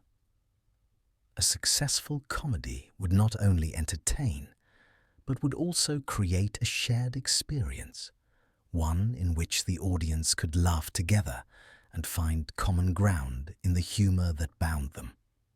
Thalia's gift was in showing that laughter, often seen as a frivolous or shallow emotion, was in fact a powerful force for unity, understanding, and healing. Her influence extended beyond the theatre. In everyday life, the power of humor was ever present, and Thalia's spirit could be felt in the simple acts of joy that people shared with one another. A well-timed joke, a playful exchange, or a moment of levity in a difficult situation. These were all expressions of Thalia's divine gift. Her role was to remind people that laughter, like love, was a universal language, one that could transcend boundaries, heal wounds, and lift spirits. She was a muse who brought lightness to the heavy, who reminded mortals and gods alike that even in the face of the most serious challenges, there was always room for a bit of joy. Thalia's comedy was not one of cruelty or malice. She did not delight in mocking others for the sake of hurtful humor. Rather, her comedy was one that found humor in the absurdities of life, the foibles of human nature, and the quirks that made people endearing. She was the muse of slapstick and wordplay, of misunderstandings and humorous exaggerations, of the moment when everything that could go wrong does. And yet, the characters find their way back to happiness. Through Thalia's comedy, audiences saw not just the humor in life, but also the truth behind it, that even in our imperfections, we are all worthy of love, laughter, and joy. While tragedy focused on the grand struggles of life, comedy turned its attention to the little things, the small misunderstandings, the awkward moments, and the everyday struggles that everyone can relate. 2. In this way, Thalia's influence was as universal as any of her sisters. She guided the storytellers who made others laugh with the same divine wisdom that guided the tragic playwrights, showing that both tragedy and comedy are expressions of the human condition, each in their own way highlighting the complexities of life. The role of comedy, as defined by Thalia, was not merely to entertain. Comedy, at its best, revealed truths about the world in a way that was accessible to everyone. The jokes and gags, while making people laugh, often contained underlying critiques of society, politics, and human nature. Through Thalia's influence, comedy became a tool for social change, allowing people to confront uncomfortable truths with a smile on their face and a laugh in their heart.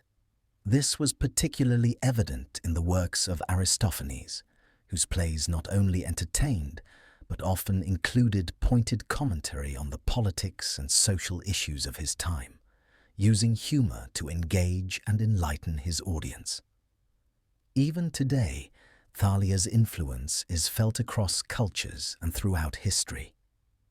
Comedy remains a vital part of human life, from the works of Shakespeare and Molière to modern stand-up comedy, sitcoms, and films.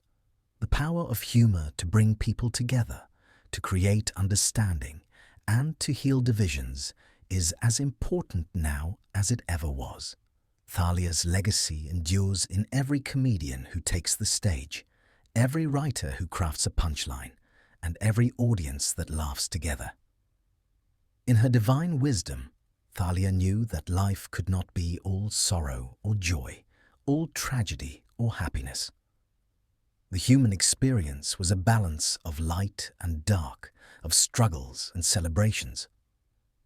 Through comedy, she brought balance to the world, reminding all that laughter, like love, was essential to the human spirit. In her presence, we are reminded that comedy is not just about humor, but about connection, the way in which we use laughter to bridge the gaps between us, to find joy in the simplest of moments, and to share the experience of life together. In the realm of the divine Muses, Urania stood as the quiet observer of the vast expanse above. Known as the Muse of Astronomy, her domain was the sky, the stars, and the celestial bodies that guided both gods and mortals through the vastness of the universe. Urania's gift was not merely an understanding of the stars, but an ability to impart that knowledge in a way that connected the cosmos to the very essence of life on Earth.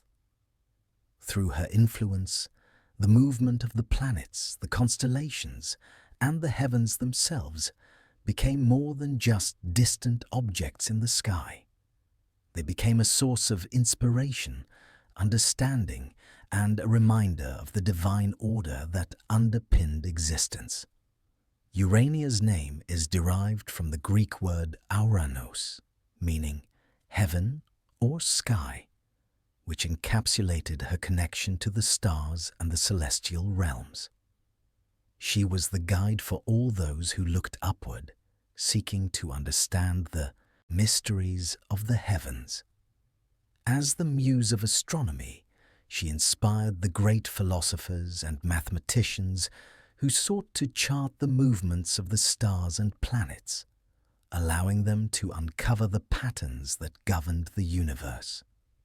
Yet, unlike the more practical aspects of science, Urania's influence was deeply spiritual, as she imbued the study of the cosmos with a sense of wonder and reverence for the divine forces at play.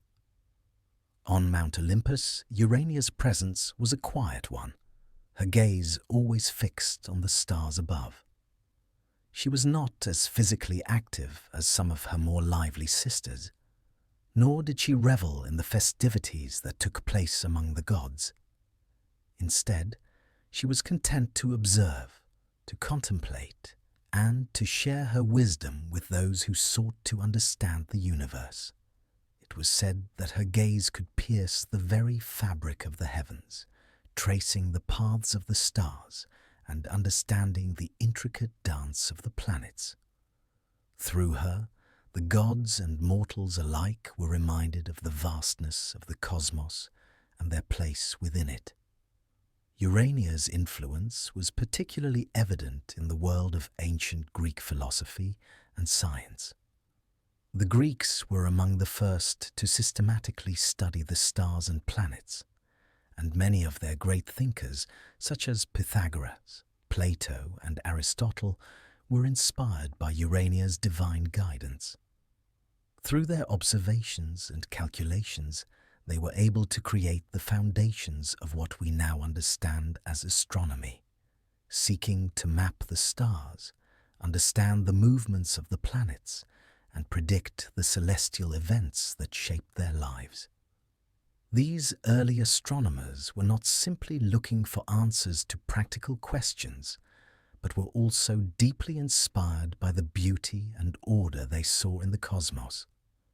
Urania's gift was to guide them not just to understanding, but to awe, reminding them that the stars were not mere points of light, but reflections of divine perfection.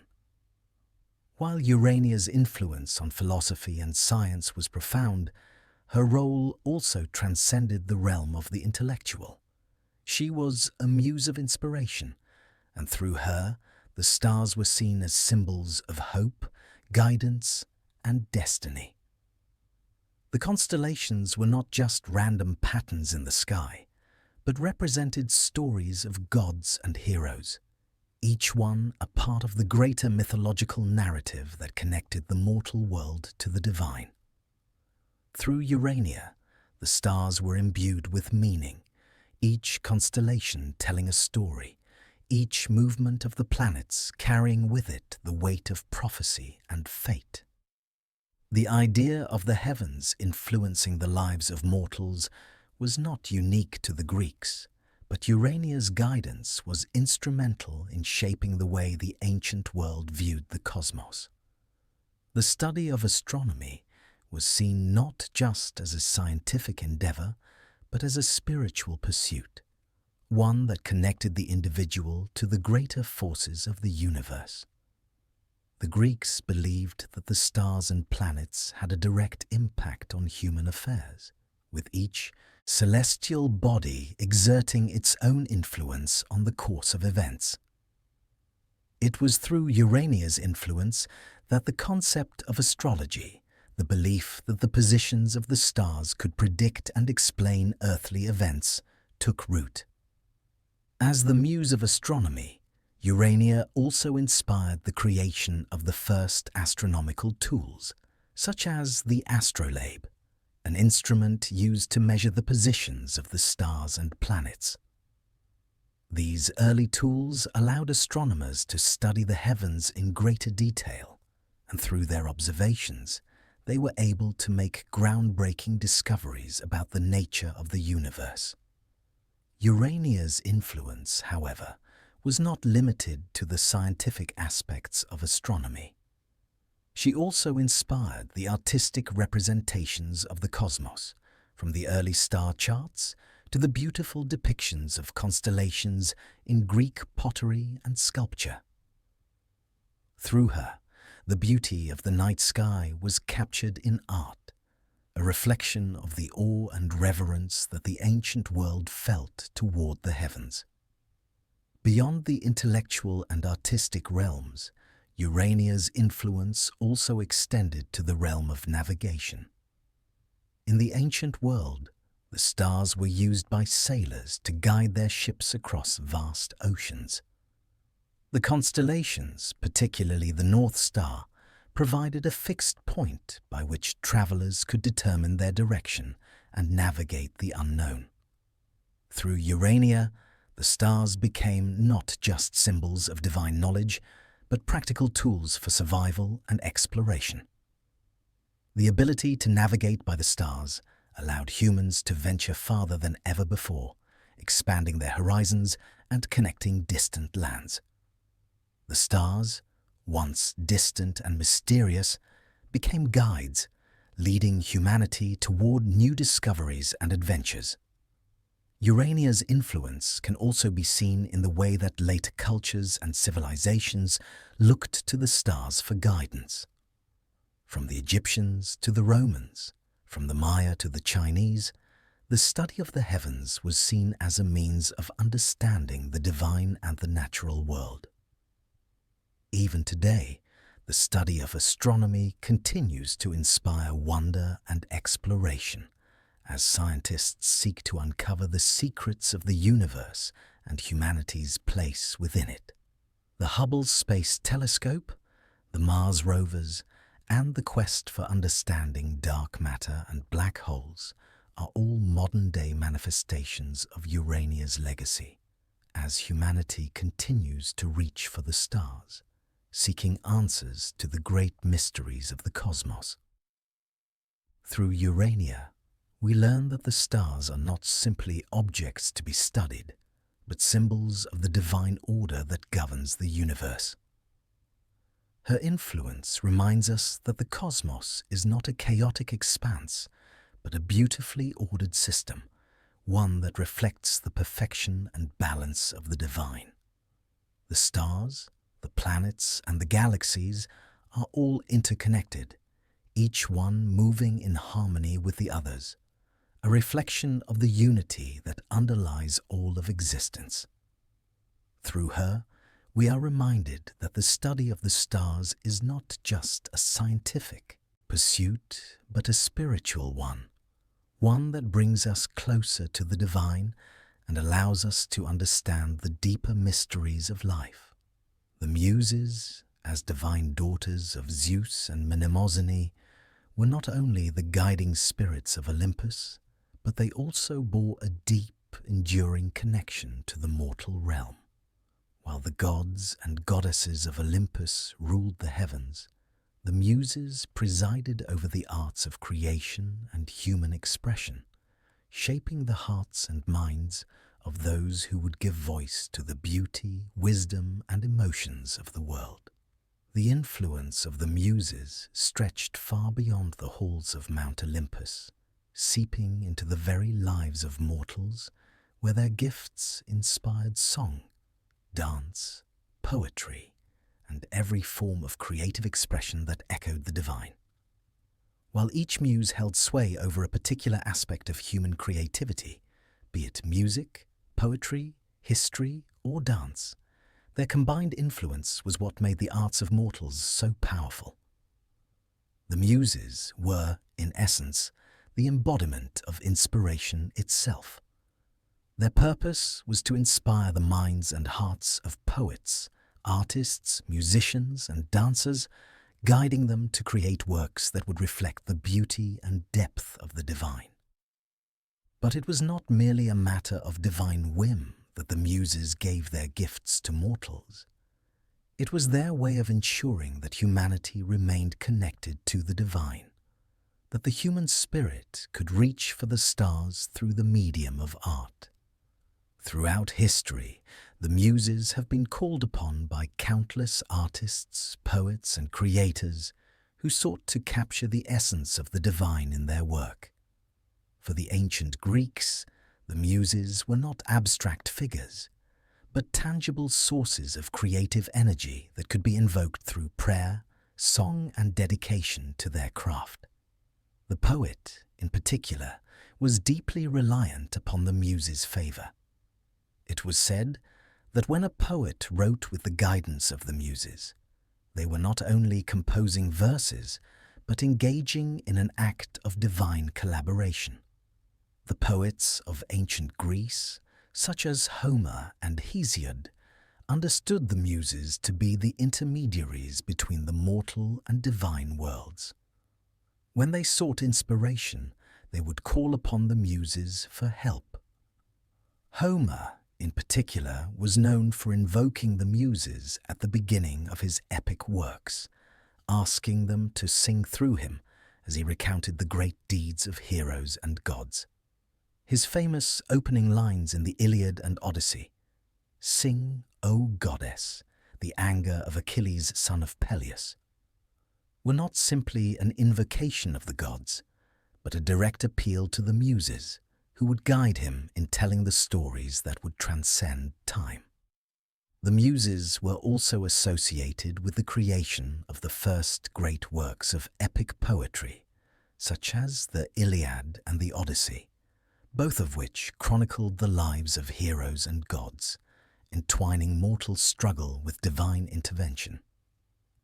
Through these works, the ancient world was able to explore the complexities of fate, honor, and human emotion. Homer's heroes, Achilles, Odysseus, Hector, were embodiments of the human condition, grappling with their own desires, destinies, and shortcomings. It was through the Muses that these characters were brought to life, their struggles rendered in verse, their victories and defeats immortalized in song. In the realm of history, the Muses again guided mortals to preserve the past and ensure that future generations would not forget the lessons of those who came before them. Clio, the muse of history, was the embodiment of the desire to learn from the past, to record the deeds of those who had shaped the world. With Clio's guidance, the stories of great leaders, battles, and civilizations were etched into the annals of time, allowing the past to live on in the minds of future generations. The works of Herodotus and Thucydides, who sought to preserve the history of ancient Greece and its conflicts, were products of the Muses' influence. They were not merely chroniclers of events, but storytellers, preserving the humanity behind the facts. They understood that history, like poetry, was more than just a series of dates and events. It was the narrative of a people, of their struggles, their triumphs, and their flaws. The influence of the Muses also extended to the realm of music. Euterpe, the muse of music, inspired the creation of songs and melodies that could elevate the soul. Music, to the ancient Greeks, was an integral part of daily life, from the songs of bards recounting epic tales to the melodies played during religious rituals. The Muses, through Euterpe, were believed to infuse every note with divine energy, allowing musicians to access the deep emotional power of music. The lyre, flute, and other instruments were believed to carry the blessings of the Muses, and the music that emerged from them could move listeners to tears, inspire courage in battle, or offer solace in times of grief. It was through the Muses that dance, too, was transformed from a simple physical activity into an expression of divine beauty. Terpsichore, the muse of dance, guided the movements of dancers, encouraging them to tell stories through their bodies. In ancient Greece, Dance was often intertwined with religious ceremonies, where it was used to honor the gods or tell the stories of heroes. The Greeks saw dance as a form of communication, one that transcended words and could convey the most profound emotions. Through terpsichore, dancers were able to express both their personal feelings and the collective energy of their community, weaving together stories of joy, celebration, and loss. While the Muses' gifts were most visibly expressed in the arts, their influence also shaped the broader cultural landscape of ancient Greece and beyond. The Muses taught mortals the importance of creativity, of making something new from the materials of the world. Their gifts were not just for the select few, but for anyone who sought to express themselves. Whether through painting, sculpture, architecture, or other forms of art, the Muses inspired a rich and diverse cultural tradition that spanned centuries. They reminded mortals that creation was not just an act of personal expression, but a way to connect with something greater than oneself, a way to touch the divine. The Muses, in their divine wisdom, showed that creativity was a reflection of the divine order of the universe. Just as the gods created the world, so too did mortals create works that mirrored the beauty and harmony of the cosmos. Every work of art, whether it was a simple song or a grand epic, was a way to participate in the ongoing creation of the world.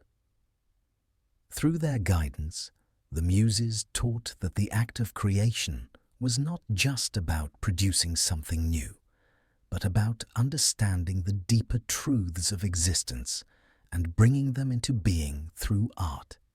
In the centuries following the ancient Greek world, the Muses' influence would continue to inspire countless generations of artists, writers, and thinkers. From the Renaissance painters who filled their canvases with beauty and light, to the composers who crafted symphonies that resonated with the power of the divine, the Muses' spirit lived on in their work. Even today, artists continue to call upon the Muses for inspiration, seeking to connect with that divine spark of creativity that allows them to bring new ideas into the world. The union of the Muses with Mount Olympus was not a solitary one. While each muse had her own domain, her individual influence extended not only to the hearts and minds of mortal artists, but also to the gods themselves. Of all the deities on Olympus, none were more closely aligned with the Muses than Apollo, the god of the sun, light, music, and prophecy. As their brother and counterpart, Apollo was the perfect complement to the Muses, and together they formed a powerful partnership that would come to define the very nature of art and creativity in the ancient world. Apollo's gift to the Muses was not just his association with music and the arts, but his role as a divine protector of the creative forces that the Muses embodied.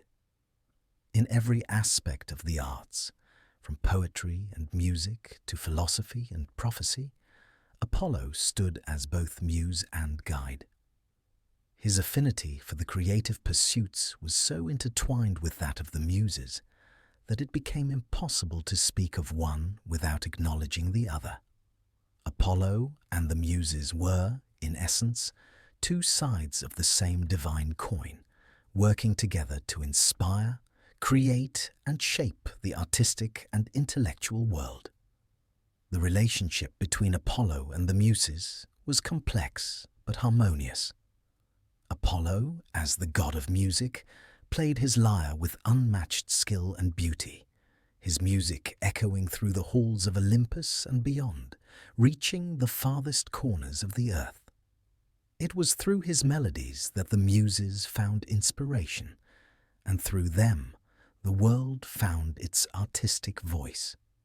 Apollo's music was not just a gift to the gods, but to the mortal realm as well, offering a divine connection to the cosmic order and guiding those who sought to create and express themselves. Yet, Apollo's influence went beyond simply providing music. He, too, was a source of inspiration, offering the Muses his knowledge of harmony and rhythm, his understanding of the universal balance that lay at the heart of creation. Together, they were not just forces of beauty, but forces of order. While the Muses brought the divine touch of artistic expression, it was Apollo who provided the structure, the formal foundation that allowed these expressions to take shape in the world. His gift was the ability to impose divine structure onto the raw inspiration that the Muses brought to life, allowing that inspiration to take form and reach its highest potential. It was Apollo who guided the Muses to create music of unmatched beauty, music that was both celestial and grounded in the human experience. His lyre, a gift to him by the gods, was the instrument that bridged the gap between the divine and the mortal. And through his music, mortals and gods alike were able to find harmony with one another and with the universe. Apollo's influence over the Muses was a guiding hand, a steady presence that ensured their artistic creations were not only inspired, but also cohesive and powerful. In the grand celebrations held on Olympus, Apollo was often the one who played his lyre, setting the tone for the Muses as they sang their hymns, danced their dances, and composed their songs. His music was the pulse that kept the rhythm of Olympus flowing, a divine accompaniment to the creations of the Muses. Each note that he played on his lyre reverberated throughout the heavens, and it was said that even the gods themselves would stop what they were doing just to listen to Apollo's melodies. His music was the very heartbeat of the gods, and through it they were reminded of the beauty, power, and harmony that existed within the universe. Yet, Apollo's role in the creative world was not limited to his influence over the Muses. He was also the god of prophecy, a realm in which the Muses found their connection to the unknown future. Apollo's gift of prophecy allowed him to see the course of events yet to unfold, and through this gift, he was able to offer guidance to those who sought his wisdom. The Muses, too, were touched by Apollo's prophetic vision, as they could glimpse the future in their creations, and, through their art, provide glimpses of what was to come. In a way, Apollo's prophetic gift was intertwined with the work of the Muses, for the arts themselves were seen as a way to explore the human condition, to wrestle with fate, and to look toward the future. Through poetry, music, dance, and history, mortals were able to examine the forces that shape their world, whether those forces were divine, mortal, or natural. Apollo's gift of prophecy allowed him to illuminate the path ahead, while the Muses' art captured the essence of that path, immortalizing it for generations to come. Apollo's connection to the Muses also extended to the world of poets. While the Muses inspired the poets, it was Apollo who shaped their verse, guiding them to create poetry that was not just a reflection of human life, but a reflection of the divine. The great poets of the ancient world, such as Homer and Hesiod, sought Apollo's guidance as they crafted their epics and hymns. Apollo's role as the god of music and prophecy allowed him to inspire poets to create works that resonated with both divine truth and human emotion. In this way, Apollo and the Muses worked in tandem to create poetry that transcended the mortal realm, reaching toward the divine. In the realm of the sciences, Apollo's gift of knowledge and his guidance over the Muses also shaped the intellectual pursuits of mortals. While the Muses were responsible for inspiring the great minds of history, it was Apollo who provided the knowledge that allowed them to see the world with clarity.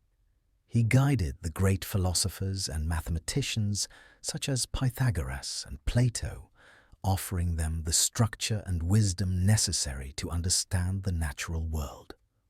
Through Apollo's influence, the Muses were able to inspire not only the artists and poets, but also the scholars and thinkers who sought to understand the mysteries of existence. In the modern world, the connection between Apollo and the Muses is still felt. The arts continue to thrive, and the pursuit of knowledge and truth remains a central part of human existence. Apollo's gift of music, prophecy, and wisdom, combined with the Muses' divine inspiration, continues to guide the creative process, offering the spark of creativity and the wisdom necessary to bring that creativity into being. Just as Apollo and the Muses once inspired the great works of the past, so too do they inspire the works of the present and the future. As the ages unfolded, the influence of the Muses on both gods and mortals remained constant. Their powers of inspiration, creativity, and divine guidance flowed like a river, shaping the very fabric of existence. Yet, it was during the Golden Age of Greece, a time marked by great achievements in art, philosophy, and civilization, that the Muses' influence reached its zenith. During this period, the realms of the gods and mortals seemed to align in perfect harmony, and the Muses, as the embodiment of divine creativity, played an essential role in shaping the cultural and intellectual revolution that defined this age. The Golden Age of Greece was a time of flourishing for the arts, where poetry, sculpture, music, and philosophy reached unprecedented heights. This was the age of Homer, whose epic works, the Iliad and the Odyssey, immortalized the struggles of gods and heroes in a way that still echoes through literature today. It was the time of philosophers like Socrates, Plato, and Aristotle, who sought to understand the nature of the universe and the human condition. It was a time of playwrights like Aeschylus, Sophocles, and Euripides, whose tragedies explored the depths of human suffering and the complexities of fate. And it was also the age of great sculptors like Phidias, who brought the gods to life in marble and bronze, capturing their divine essence in the enduring form of art. In this vibrant era, the Muses were revered not only as divine figures of inspiration, but as the very source of the creativity that fueled these great works.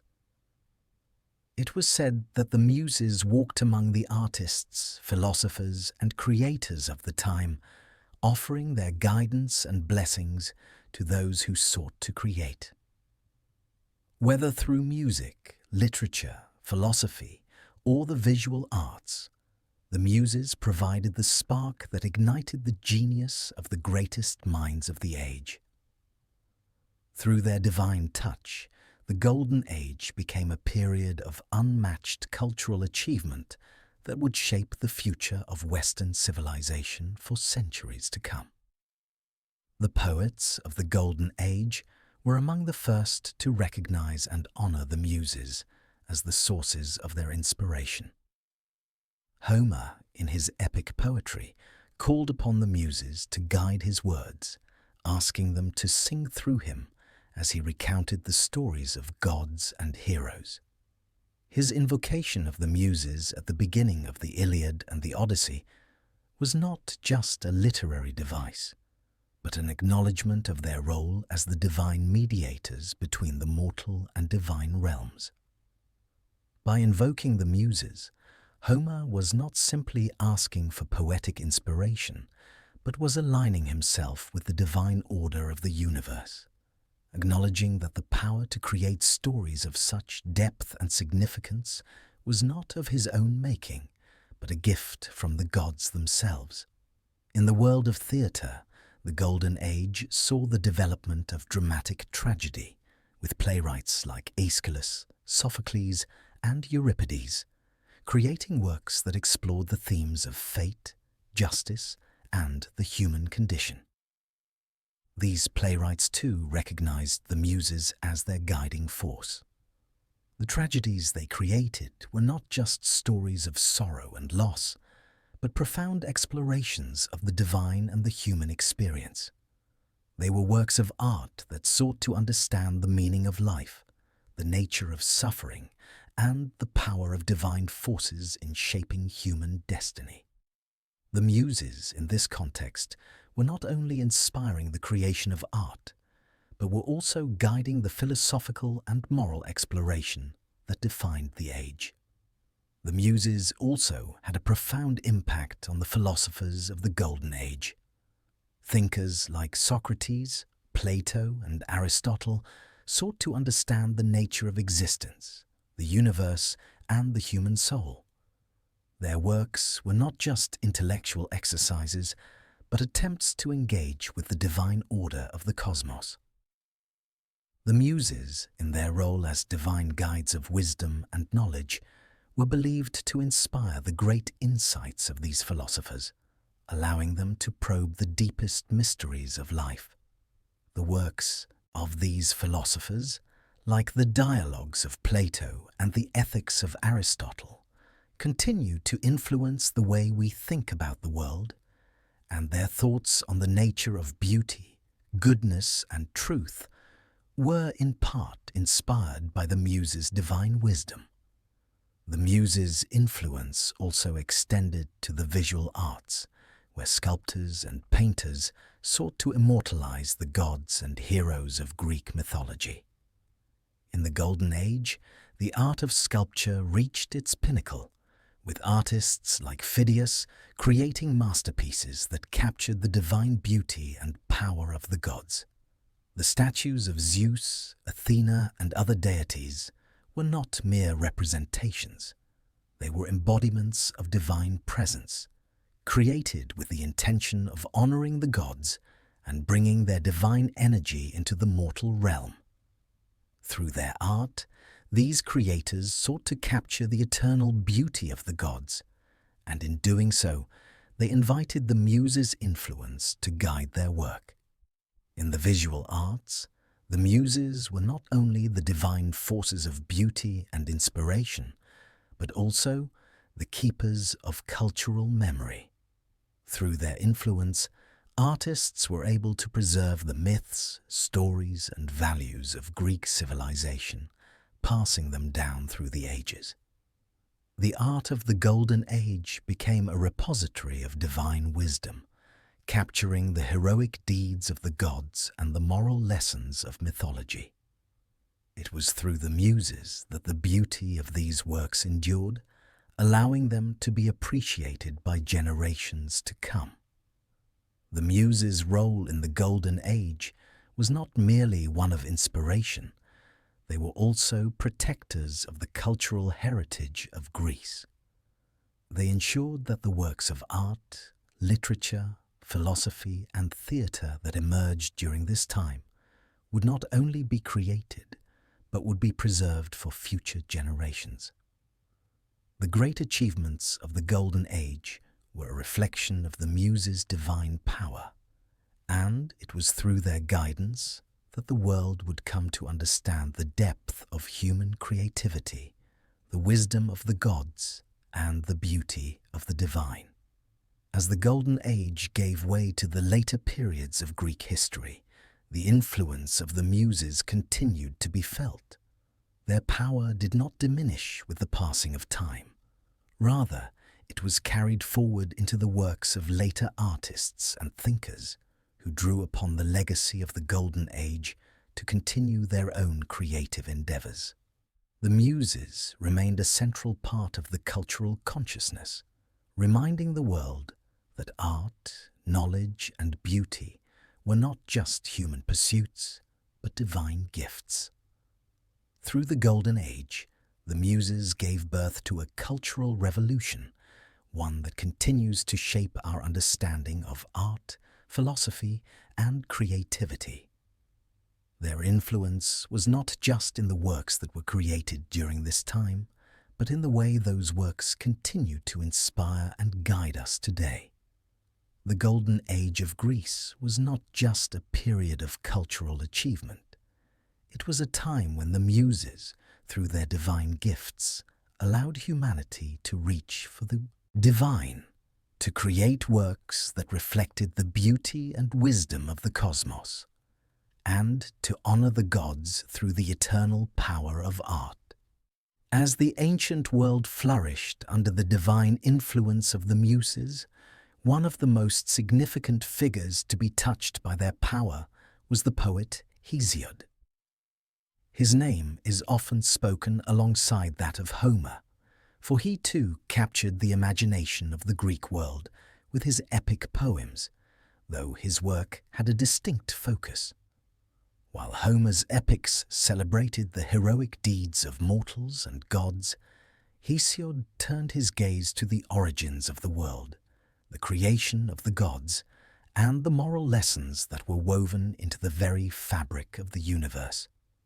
Through his work, Hesiod became one of the key figures in shaping the mythological and cultural foundation of Greece, and it was through the Muses that his vision came to life.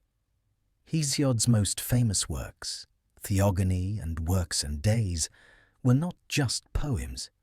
They were blueprints for understanding the divine order, the natural world, and human existence. Through these works, he sought to answer some of the most profound questions of existence. Who were the gods? How did the world come to be? And what was the role of humanity in the grand scheme of the universe? To answer these questions, Hesiod relied on the Muses, calling upon them to guide his pen and provide him with the divine knowledge that could unravel the mysteries of the cosmos. In Theogony, Hesiod tells the story of the creation of the universe, the rise of the gods, and the order that was established by Zeus, the king of the gods. The poem is an intricate genealogy of the gods, tracing their origins back to chaos, the void from which all things emerged. Through the Muses, Hesiod was able to weave a narrative that linked the gods to one another, revealing the relationships between the primordial deities, the Titans, and the Olympian gods. In doing so, he not only told the story of the gods' births and struggles, but also created a framework for understanding the power dynamics that shaped the Greek world. The Muses, as the daughters of Zeus and Mnemosyne, were the divine sources of the knowledge that Hesiod drew upon to create his mythological history. They provided him with the insights into the divine order, allowing him to reveal the gods' relationships and their roles in the creation of the world. Hesiod's invocation of the Muses in the Theogony was not merely a formal literary device, but a spiritual act. By calling upon them at the beginning of his poem, Hesiod acknowledged that the knowledge he was about to impart was not his own, but a divine gift. The Muses were not just figures of inspiration. They were the conduits through which the truths of the universe could be transmitted to mortals. In this sense, Hesiod's work was as much a revelation as a creation, for he was not simply writing stories, but channeling divine knowledge that had been passed down from the gods. In addition to their role in Theogony, the Muses also played a significant part in Hesiod's Works and Days, a poem that offered practical wisdom and moral lessons for living a virtuous life. Works and Days was a reflection on the human condition, addressing themes such as hard work, justice, and the importance of maintaining a good reputation. While Theogony dealt with the divine and cosmic order, Works and Days was more concerned with the daily lives of mortals. Through the guidance of the Muses, Hesiod was able to provide a practical framework for how people could live their lives in harmony with the divine order and the natural world.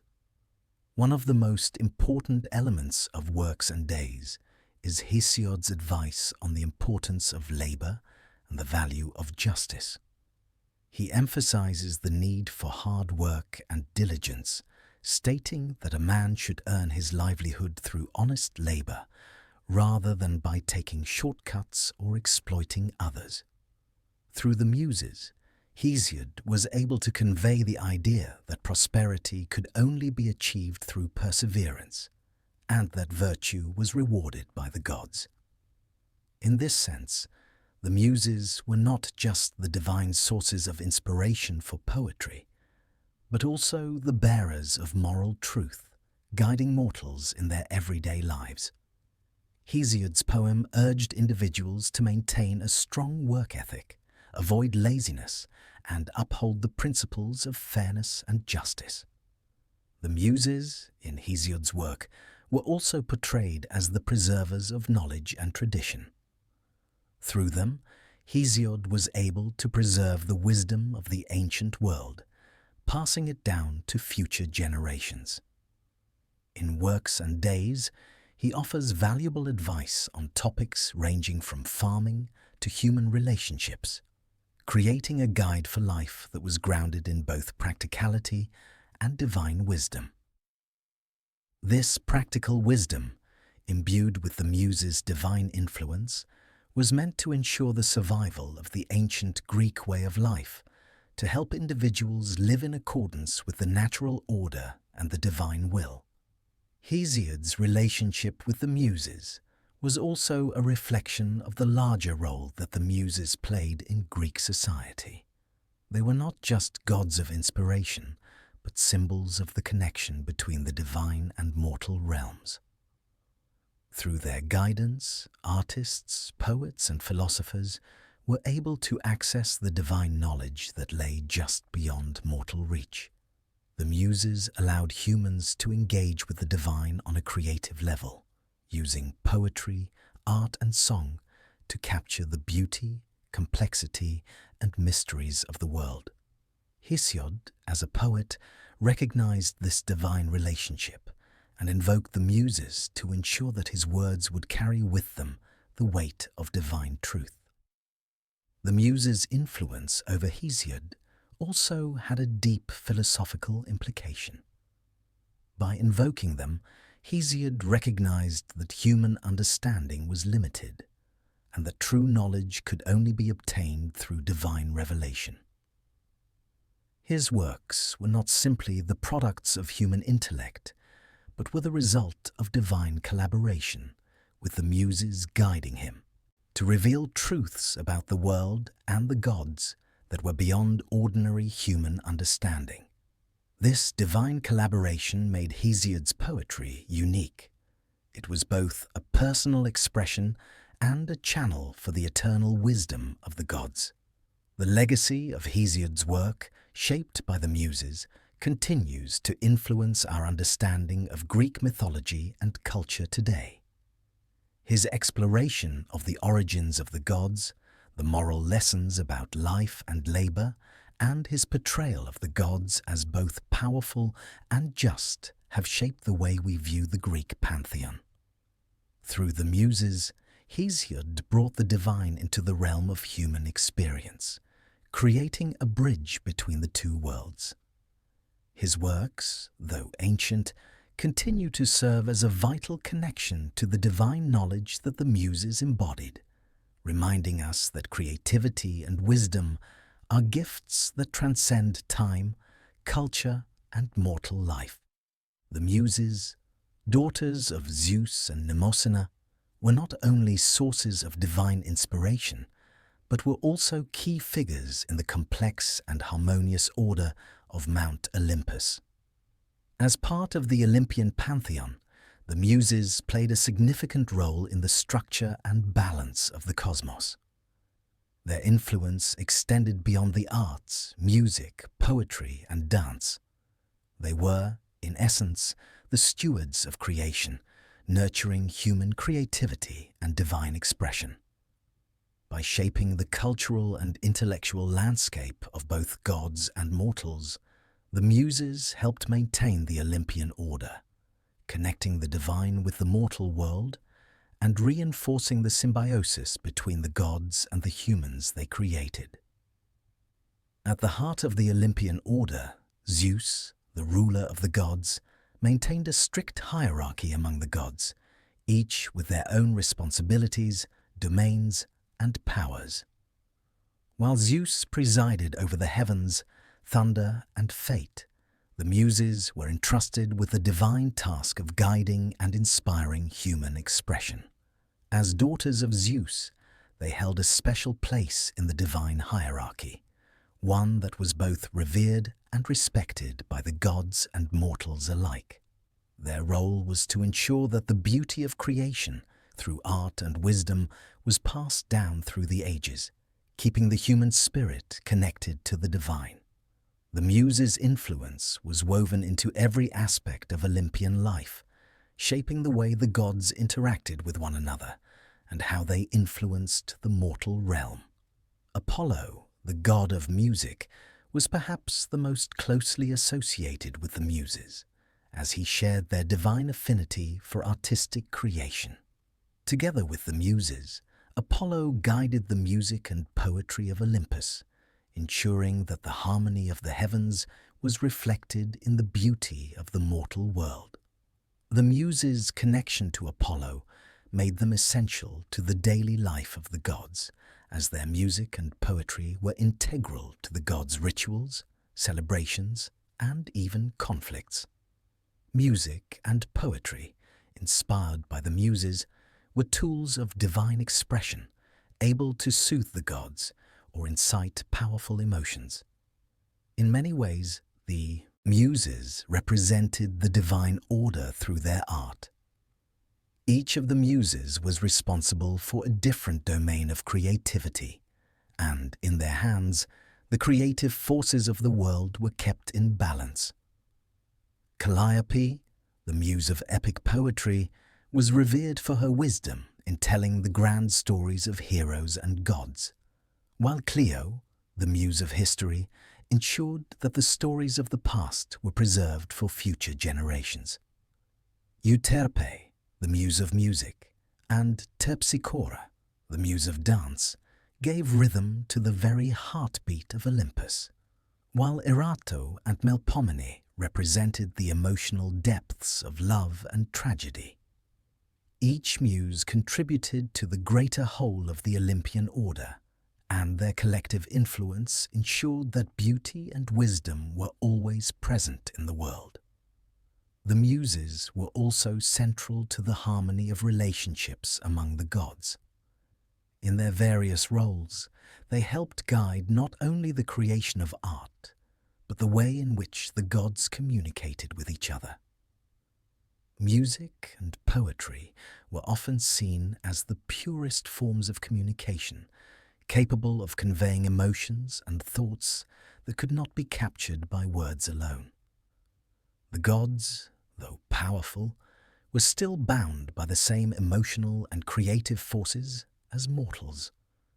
The Muses, through their divine gifts, were the channel through which the gods could express themselves fully, whether in moments of celebration, conflict, or reflection. Their art brought peace between the gods, allowing them to communicate their deepest feelings and desires with clarity and understanding. The Muses also held a special role in the relationship between the gods and mortals. While the gods could be distant, often residing on Mount Olympus, the Muses bridged the gap between the divine and the human. They granted mortals the gift of creativity, allowing them to express their deepest emotions and ideas through art, music, and literature. In this way, the Muses ensured that the divine spark of inspiration was never far from the human world. Poets, artists, musicians and dancers, through the grace of the Muses, were able to capture the essence of the divine, making the gods present in every creation. In this way, mortals were able to access a deeper understanding of the cosmos, as the Muses revealed the beauty and complexity of the universe through human expression. The role of the Muses as divine mediators between gods and mortals also had a profound effect on the way that Greek culture viewed the relationship between the two realms. In ancient Greece, the arts were not merely seen as personal endeavors, but as sacred acts. Poetry, music, and dance were considered to be acts of worship, and the Muses were viewed as divine patrons who guided these acts. Mortals who created art were seen as invoking the gods, channeling divine energy to produce works that had the power to inspire, to teach, and to uplift. The Muses' connection to the divine order, as daughters of Zeus and Mnemosyne, ensured that their gifts were sacred, and their influence on human creativity was seen as an expression of divine will. One of the most powerful aspects of the Muses' role in the Olympian order was their ability to foster creativity in the most challenging of circumstances. In the Greek myths, many heroes and gods experienced trials that tested their strength, character, and resilience.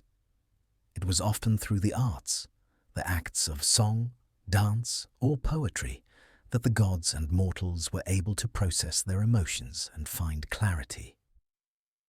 The Muses helped the gods express their struggles and triumphs in ways that transcended mere words. In a sense, the Muses were not just creators of beauty, but creators of emotional truth, allowing the gods and mortals alike to make sense of their world through the transformative power of artistic expression. For the Greeks, the arts were a reflection of the divine order that governed the universe. By honoring the Muses and their gifts, mortals participated in the larger cosmic rhythm, aligning themselves with the gods and the divine forces that shaped the world. The Muses, through their guidance, reminded mortals that creation, whether through music, poetry, or dance, was not just a human pursuit, but a divine act, one that brought the beauty of the heavens to earth. Their influence shaped not only the culture of ancient Greece, but also the way in which humanity has come to understand the power of art as a reflection of the divine. In this way, the Muses ensured that the Olympian order was not just about power and control, but about the flow of creativity, beauty, and harmony. The arts were not secondary to the gods' dominion over the world. They were a central part of the divine balance that maintained the cosmic order. The Muses, through their guidance, ensured that the beauty of creation was preserved, that art would always have a place in the world, and that humanity would continue to reach for the divine through the act of creation. The Muses, daughters of Zeus and Mnemosyne, were not mere embodiments of inspiration and creativity. Their influence extended deeply into the realm of the gods. While the gods of Mount Olympus were often depicted as powerful, immortal beings whose deeds shaped the cosmos, they too were shaped by the arts and divine inspiration that the Muses bestowed upon them. The Muses' role in the lives of the gods was not just one of creation. They were also vital to the divine order, bringing harmony and meaning to the gods' interactions with each other and their influence over the mortal world. As divine figures of immense power, the gods were often portrayed as aloof and unapproachable. Their concerns were grand: the fates of nations, the manipulation of the natural world, and the interaction with mortals. Yet, despite their formidable nature, even the gods required the presence of the Muses. The Muses were not only creators of art and music, they were bearers of wisdom, bringing divine order to the otherwise chaotic, passionate nature of the gods. They were, in essence, the divine catalysts that allowed the gods to connect with their inner emotions, express themselves, and relate to the human experience. The gods of Olympus, much like humans, experienced a range of emotions: joy, sorrow, love, and grief. But these emotions were often amplified by their immortality and immense power. The Muses played an essential role in helping the gods understand and express their emotions through music, poetry, and song. Without the Muses, the gods would have remained distant and inaccessible, their emotions unexpressed, their beauty uncelebrated. It was through the Muses that the gods were able to experience the depth and complexity of their feelings and communicate these feelings to one another and to humanity. Apollo, the god of the sun and music, was perhaps the most closely aligned with the Muses. As the god of music, he shared their domain, and his role was to be their divine companion and protector. Apollo was known for playing his lyre with unparalleled skill, and it was the Muses who guided his hands, allowing him to create the celestial melodies that echoed through the halls of Olympus. Apollo's music, imbued with the divine energy of the Muses, was both a reflection of the harmony that governed the heavens and a conduit through which the gods could communicate with one another.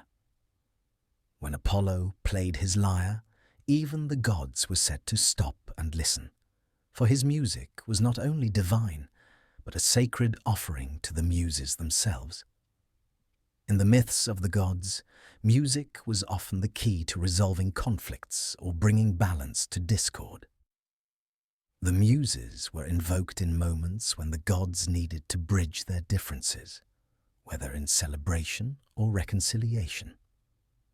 The music and poetry that flowed from the Muses provided the means by which the gods could express their feelings, whether in joyous harmony or in sorrowful lament. These expressions were not just a form of artistic creation, but a means of maintaining divine order, as the gods' emotions were channeled through the Muses' gifts and brought into balance. One of the most notable stories in which the Muses' influence on the gods can be seen is the tale of the great rivalry between Apollo and Marsyas, a satyr skilled in playing the flute.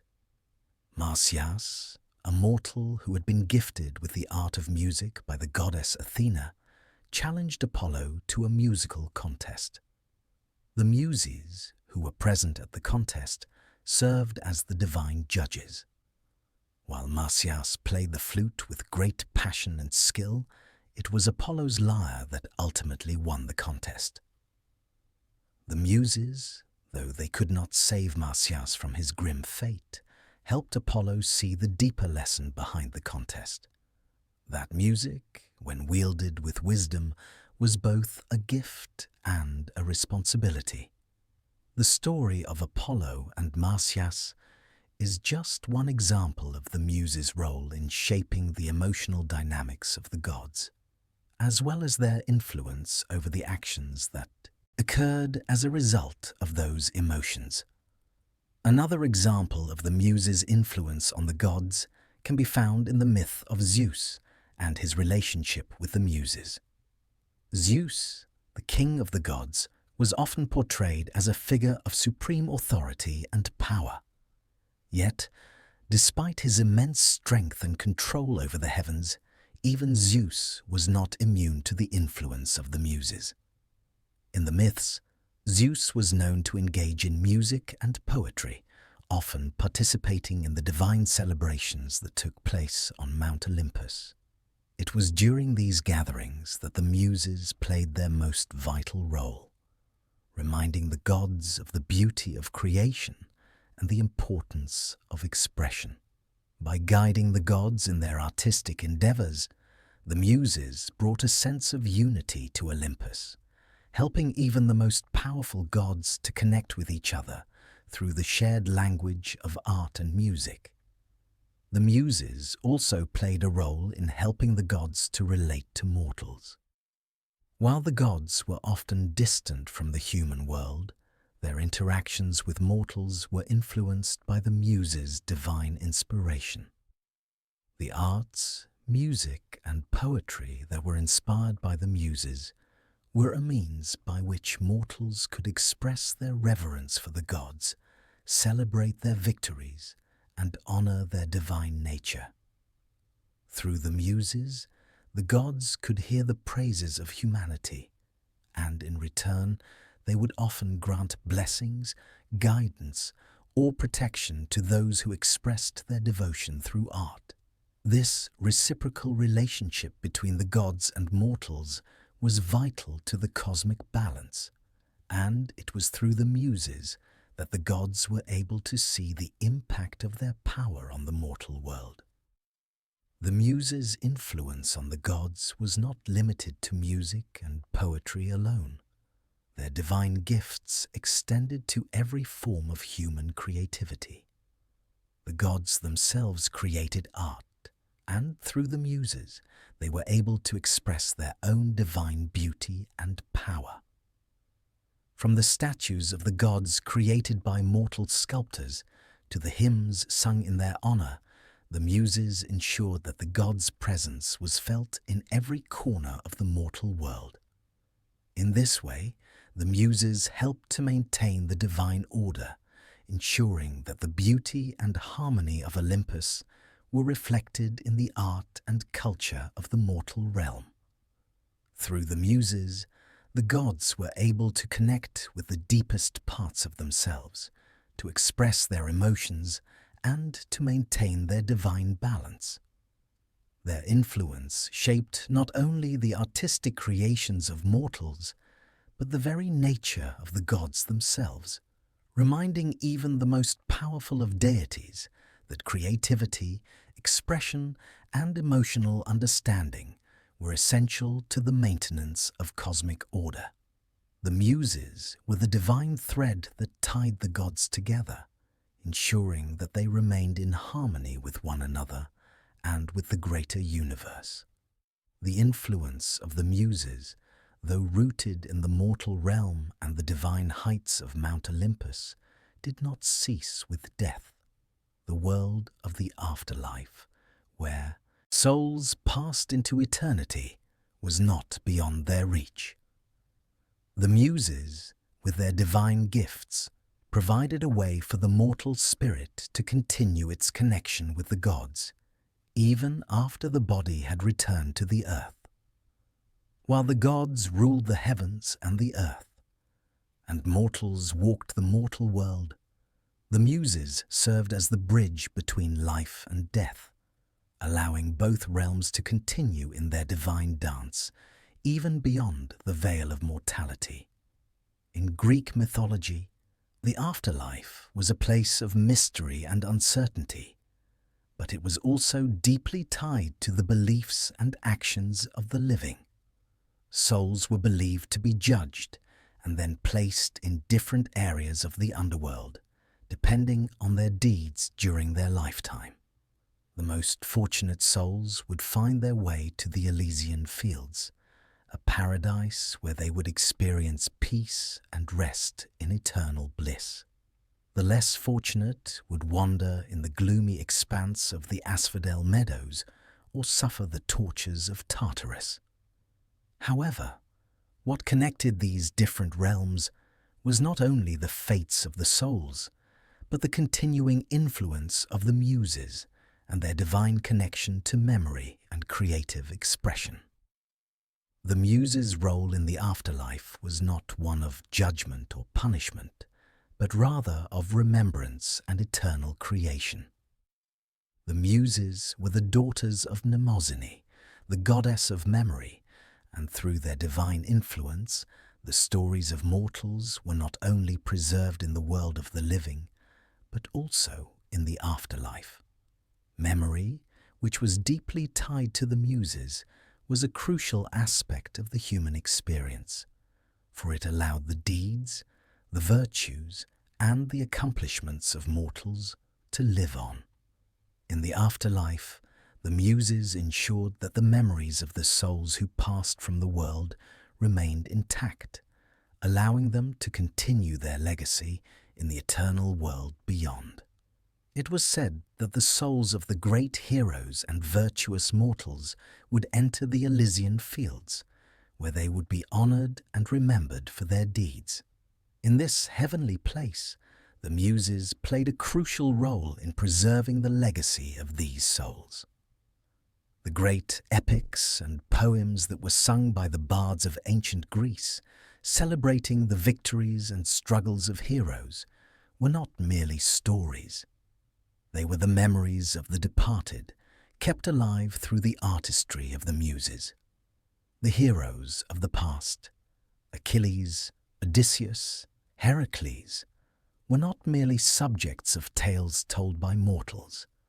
They were immortalized through the songs of the Muses, whose poetic gifts ensured that their names and deeds would echo throughout eternity.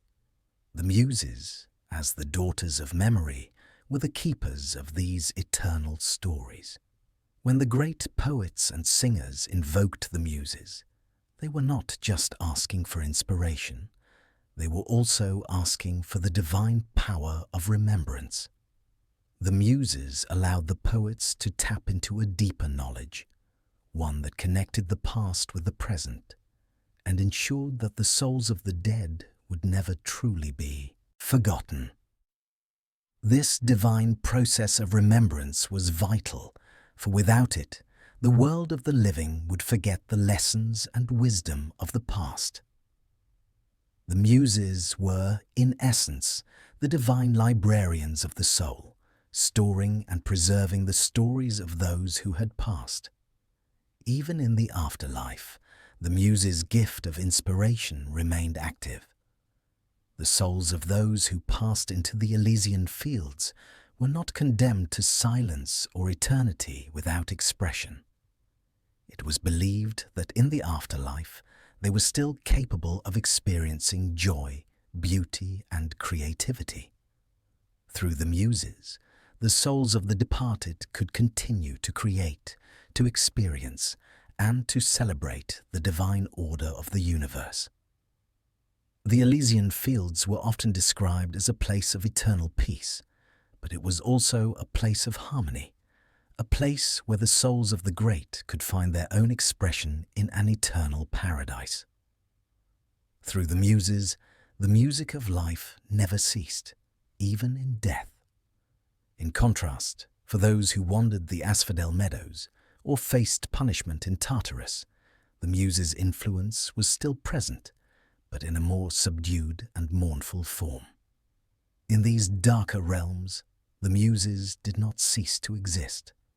They continued to sing, but their songs were ones of sorrow, loss, and reflection. Even the souls who suffered in the underworld were given the gift of memory through the Muses, allowing them to reflect on their past lives and the choices that had led them to their current fate. The presence of the Muses in these darker corners of the afterlife reminded the souls of their humanity, of the choices they had made, and of the stories that could have been.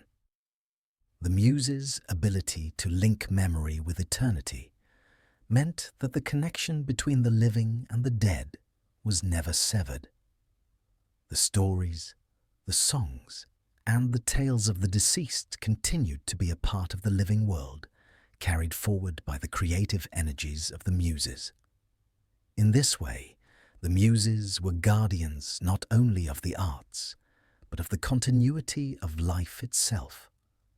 Their divine work ensured that memory, both the good and the bad, was preserved for eternity, and that no soul was ever truly lost, even when it passed beyond the mortal world. One of the most important functions of the Muses in the afterlife was their role in guiding the souls of poets and artists who had passed. These souls, whose creativity had once brought them closer to the divine, were often seen as having a special place in the afterlife. It was through the Muses that these souls could continue to create and contribute to the eternal arts.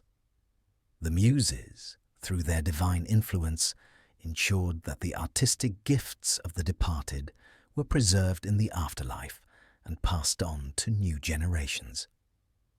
The afterlife, then, was not a place of silence or oblivion, but one of continuity and eternal expression. The Muses ensured that the memory of every soul was carried on, that the arts and creativity that had defined them in life were immortalized beyond death.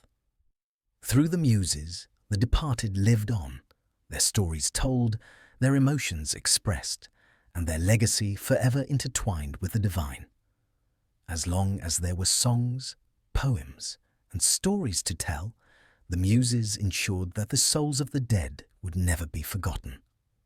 The Muses, daughters of Zeus and Mnemosyne, were not merely divine figures who inspired the creation of art, poetry, music, and dance. Their influence was far more profound. As the embodiments of the creative forces that shaped the world, the Muses were central to the spiritual and intellectual life of humanity. They did not just impart technical skills for creation. They connected human beings to something greater, the divine, the cosmic, and the eternal. In their presence, mortals were able to access a higher state of understanding, one that bridged the gap between the earthly realm and the gods above. Through their gifts, the Muses nurtured the human spirit, encouraging both personal and collective growth, and ensuring that humanity's creative potential remained unbound, even in the face of life's most challenging moments. The Muses' influence on the human spirit can be traced back to their role in shaping the arts, which in many ways formed the foundation of human civilization. Art has always been the means by which humanity has expressed its innermost desires, its most profound thoughts, and its deepest emotions. Through art, humanity has found a way to reach for the divine, to understand the mysteries of the cosmos, and to reflect on the complexities of the human experience. It is through the Muses' divine inspiration that poetry, music, sculpture, and dance became the language through which mortals could express their highest aspirations. Art, as the Muses knew, was not merely about representation. It was about transformation, the ability to take the raw material of existence and give it form, meaning, and beauty. When the Muses inspired poets to write, they guided them to capture the essence of human experience, not just the superficial details, but the deep, underlying truths that resonate with the soul. Poets who invoked the Muses were not merely recording events. They were interpreting the world, capturing the nuances of human emotion, and providing a glimpse into the divine. The Muses helped them distill the complex flow of life into verse, turning the chaos of experience into order, beauty, and understanding. Similarly, in the realm of music, the Muses shaped the very essence of human emotion. Music has always been one of the most powerful means of expression, capable of evoking profound feelings and connecting individuals to something beyond themselves.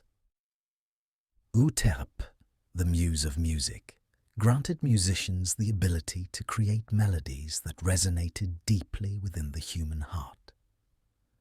Music, in the hands of the inspired, could lift the spirit, heal wounds, and communicate emotions that words alone could not express. From the grand symphonies that echoed through the Hokkit halls of temples to the simple melodies that accompanied daily life, music was a tool for connecting humanity to the divine. Through the Muses, music became a sacred language, one that transcended time and place and spoke to the eternal truths of the human condition. The Muses also influenced the visual arts, guiding sculptors and painters to capture the beauty and meaning of the world around them. The masterpieces of classical sculpture, such as the statues of Zeus, Athena, and Apollo, were not just representations of the gods. They were reflections of divine harmony, order, and beauty. The Muses, through their guidance, ensured that these works of art not only captured physical likenesses, but also conveyed deeper spiritual truths. Each chiseled line, each carefully crafted curve, was infused with the divine, revealing something of the godly presence in the world. In dance, Terpsichore's influence was no less profound. Dance has always been a way for humanity to express its deepest emotions and connect with the divine in an embodied way. The rhythmic movements of the body, whether in the celebratory dance of a festival or the solemnity of a ritual, were a means of transcending the self and uniting with the greater flow of the universe. Dance, as guided by Terpsichore, became a form of prayer, a way for the soul to communicate its deepest desires, struggles, and joys. Through dance, the body became a vehicle for the spirit, and in every step, humanity reached for the divine. However, the Muses' influence on the human spirit was not limited to the arts. They also played a key role in shaping the intellectual and philosophical development of humanity. The intellectual pursuits of the ancient world, such as philosophy, science, and mathematics, were not seen as separate from the creative arts, but as integral to the human quest for knowledge and understanding. The Muses' gifts were not just for artists, but for all those who sought to understand the mysteries of the world. Clio, the muse of history, embodied the idea that knowledge was a sacred pursuit. She guided those who sought to understand the past, ensuring that the stories of the gods, heroes, and mortals were preserved for future generations. History, under Clio's guidance, was not simply the recording of events. It was a way to understand the deeper forces at work in the world: fate, justice, and the eternal struggle between order and chaos. Through history, mortals could learn from the past, applying the lessons of the divine and the human experience to the challenges of the present. Philosophers like Plato, Socrates, and Aristotle, who sought to understand the nature of existence, truth, and morality, were deeply influenced by the Muses. Philosophy, like poetry and music, was a form of divine exploration, one that allowed humans to glimpse the eternal truths that governed the universe. Through the Muses, philosophy was not a dry academic exercise, but a living, breathing pursuit of wisdom that sought to connect humanity to the divine order. Philosophy, as guided by the Muses, was a means of reaching for the truth, of understanding the divine intelligence that shaped the world. The Muses also had a hand in the development of science and mathematics. Though these fields were not seen as art in the traditional sense, they were equally guided by the Muses' divine wisdom. The great mathematicians and scientists of the ancient world, such as Pythagoras and Euclid, sought the Muses' guidance in their work. Through the Muses, mathematics and science were seen as creative pursuits that allowed humanity to uncover the patterns and harmony that governed the universe. The divine order that the Muses embodied was not just expressed in art, but also in the logic and structure that underpinned the natural world. Through their influence, science became an extension of the arts, a way for humanity to discover the beauty of creation through reason and observation. The Muses' influence on the human spirit, therefore, was not just about the creation of beautiful things, but about the cultivation of a deeper connection to the divine. Through their gifts, the Muses showed humanity that creation, whether in the form of poetry, music, philosophy, or science, was not just an expression of individual talent, but a way of participating in the divine order. Every act of creation was an act of divine communion, a way for the human spirit to reach for something greater than itself.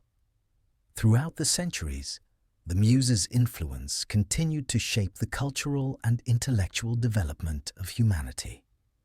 In the Renaissance, when art, science, and philosophy flourished, the Muses were invoked once again by artists, thinkers, and scientists who sought to reconnect with the divine knowledge that had been passed down from the ancient world. Even today, the Muses' gifts continue to inspire those who seek to create, to explore, and to understand. Through their eternal influence, the Muses remind humanity that the pursuit of beauty, wisdom, and truth is a sacred act, one that connects us to the divine and to the very essence of the universe. The Muses, though firmly rooted in the myths and legends of ancient Greece, have left an indelible mark on the cultural, artistic, and intellectual development of humanity throughout history. Their legacy is not confined to the temples of Olympus or the fields of ancient Greece. It stretches across time and continents, influencing the work of countless generations of artists, philosophers, and thinkers. The Muses are more than just symbols of artistic inspiration. They represent the eternal power of creativity and its ability to transcend time, language, and culture. As we reflect on the impact of the Muses through history, we begin to see that their influence is not confined to any one medium. Their divine gifts have shaped the entire spectrum of human expression. From the grand epics of Homer to the intricacies of classical music, from the stunning sculptures of the Renaissance to the written works of modern authors, the Muses have guided artists, musicians, poets, and intellectuals in their quest to capture the beauty and complexity of the world. The Renaissance period, a time of rebirth in art, science, and culture, was particularly influenced by the Muses. In this golden age of creativity, artists like Leonardo da Vinci, Michelangelo, and Raphael invoked the Muses to inspire their masterpieces. During this time, the blending of science and art came to the forefront, with the belief that human creativity was a direct connection to the divine. Just as the ancient Greeks had viewed their creative pursuits as acts of divine inspiration, Renaissance artists believed that their art was an extension of God's work in the world. It was through the Muses that these artists were able to channel the divine into their creations, bringing new depth to art and human understanding. The Muses' influence extended beyond the visual arts into the world of music. The great composers of the classical and romantic periods, such as Bach, Mozart, Beethoven, and Brahms, were deeply inspired by the divine forces that the Muses embodied. Music, as guided by the Muses, was more than just a technical skill. It was a language of the soul, capable of expressing the full range of human emotions. These composers believed that their works were not merely their own creations, but were shaped by a higher power, much like the ancient poets and musicians who had called upon the Muses before them. Through their music, they sought to capture the sublime, creating pieces that would resonate with listeners for generations to come. In literature, the Muses' legacy was equally profound. The great writers from Shakespeare to Milton to Goethe were inspired by the same divine force that had guided the ancient poets. For writers, the The Muses were the eternal wellspring of creativity, from which came the plots, the characters, and the themes that defined their greatest works. In his sonnets and plays, Shakespeare captured the human condition in all its complexities, blending love, betrayal, ambition, and power with poetic grace. Milton's Paradise Lost, an epic tale of the fall of man, was a masterpiece that was shaped by the Muses' guidance, exploring deep theological and philosophical themes while reflecting the eternal struggle between good and evil. Goethe's Faust is another example of literary creation inspired by the Muses, where the exploration of human desire, morality, and knowledge is told through a dramatic lens. The Muses' influence did not cease with the classical or Renaissance periods. In fact, their legacy has continued to shape the world of modern art and thought. In the 19th and 20th centuries, the world saw the birth of modernism, a movement that sought to break free from traditional forms of expression and create something new and innovative. Artists like Picasso, Van Gogh, and Matisse sought to channel the divine through their art, breaking with the classical techniques to explore new forms of representation. The Muses, ever present in their quiet guidance, continued to inspire these artists, helping them to find new ways to express the human spirit. In literature, modern writers such as James Joyce, Virginia Woolf, and Gabriel Garcia Marquez drew on the same divine wellspring that had inspired their ancient counterparts. Joyce's Ulysses, for example, weaves together myth and modernity, drawing upon the ancient Greek epic the Odyssey, while using the Muses' influence to explore the inner lives of his characters. Woolf's work, with its exploration of consciousness and time, speaks to the eternal themes of identity, memory, and the self, subjects that the Muses had long addressed through poetry and art. Marquez, with his magical realism, brought the divine and the human together in works that transcended the boundaries of reality, much like the poetry of the ancient Greeks. Even in contemporary times, the Muses' legacy continues to shape the creative world. From the rise of digital art and technology to the global influence of music, the Muses remain the divine well from which all artistic and creative endeavors flow. In today's world, we see the blending of multiple forms of art, music, literature, visual arts, and even video games, creating new experiences for audiences around the world. The Muses have always been about connection, connecting humanity to the divine, connecting individuals to their own creativity, and connecting us all to the greater narrative of existence. The influence of the Muses, therefore, is as relevant today as it was in ancient Greece, because the need for inspiration, creativity, and divine connection is eternal. The Muses have also become symbols of inspiration and creativity in popular culture. From literature and music to film and theatre, the concept of the Muses has been adapted and reimagined, but their core essence remains intact. In films such as Hercules, the Muses are depicted as vibrant and energetic figures who guide and inspire the hero on his journey. In modern music, artists often speak of being inspired by divine forces, referring to the Muses as a metaphor for the elusive, transcendent quality of creativity that cannot be fully understood or controlled. At their core, the Muses represent the idea that creativity is a divine force that transcends the human experience. They remind us that the act of creation is not merely a human pursuit, but an extension of the divine order of the universe. Whether through poetry, music, dance, or visual art, The Muses have taught humanity that creativity is a pathway to higher understanding, a way of engaging with the mysteries of existence and expressing the beauty, chaos, and wonder of the world around us. As we reflect on the Muses' enduring influence, we realize that their legacy is not confined to the past.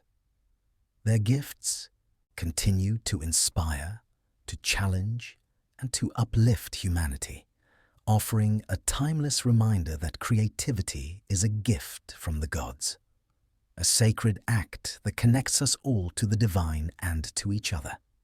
The Muses, in their divine role, have always represented the eternal cycle of creation and inspiration.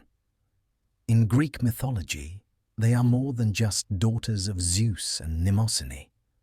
They are the embodiment of the creative forces that exist in the universe, the intangible spark that drives the act of creation in all forms. Throughout history, the Muses have been central to the understanding of how human creativity connects to the divine, and how, through art and expression, humanity has participated in the larger process of creation, destruction, and rebirth. The Muses represent an eternal cycle, where creation is both an act of newness and a return to the source, a dance of divine forces that perpetuate the flow of life, art, and knowledge. The concept of creation in Greek mythology is inherently cyclical. The gods themselves were born from chaos and then created the world and its creatures. Yet creation does not stop at the formation of the cosmos. It continues through the actions of the gods, heroes, and mortals. The Muses are not only the inspiration for art, but are part of this ongoing cycle. They guide mortals in their artistic creations, but also ensure that those creations resonate with a deeper, timeless truth. Through the Muses, the divine cycle of creativity is woven into the fabric of the world, allowing the gods to communicate their will and beauty to humanity, and, in turn, allowing humans to express their understanding of the world through artistic expression. In this way, the Muses represent not only a divine influence over creation, but also a deep spiritual connection to the very nature of existence itself. When the Muses inspire poets, musicians, sculptors, and other creators, they are not simply offering a gift. They are opening a channel to the divine, allowing mortal hands to create works that have the potential to transcend time and place. The cycle of creation is not just a series of isolated moments. It is an ongoing process where art, knowledge, and divine inspiration are passed down, generation after generation, creating a continuous flow of creativity that connects all people, past, present, and future. The Muses, through their divine gifts, encourage the pursuit of wisdom, beauty, and truth. The works created under their guidance serve as a link between humanity and the gods, a way to communicate the divine wisdom and knowledge that is not easily understood in the realm of the material world. Art is seen not just as an expression of individual talent, but as a medium for divine messages through which the Muses bring humanity closer to understanding the mysteries of the universe. The Muses, by fostering the creative impulse, act as conduits for the eternal truths of existence, ensuring that these truths are made accessible to mortals through the act of creation. It is through the Muses that humanity engages in the eternal process of creation. Poets who write with their guidance are not merely telling stories, they are channeling the eternal patterns of the cosmos, distilling complex emotions, events, and ideas into poetry and song. Artists who paint or sculpt are not simply creating images, they are bringing forth divine inspiration in physical form, capturing the beauty of the gods and the essence of the world in their works. Musicians who play or compose are weaving divine melodies into the very air, creating music that carries with it the emotions, ideas, and spiritual essence of the cosmos. In all these acts, the Muses help create not just individual works of art, but a universal language of creation that connects mortals to the divine and to each other.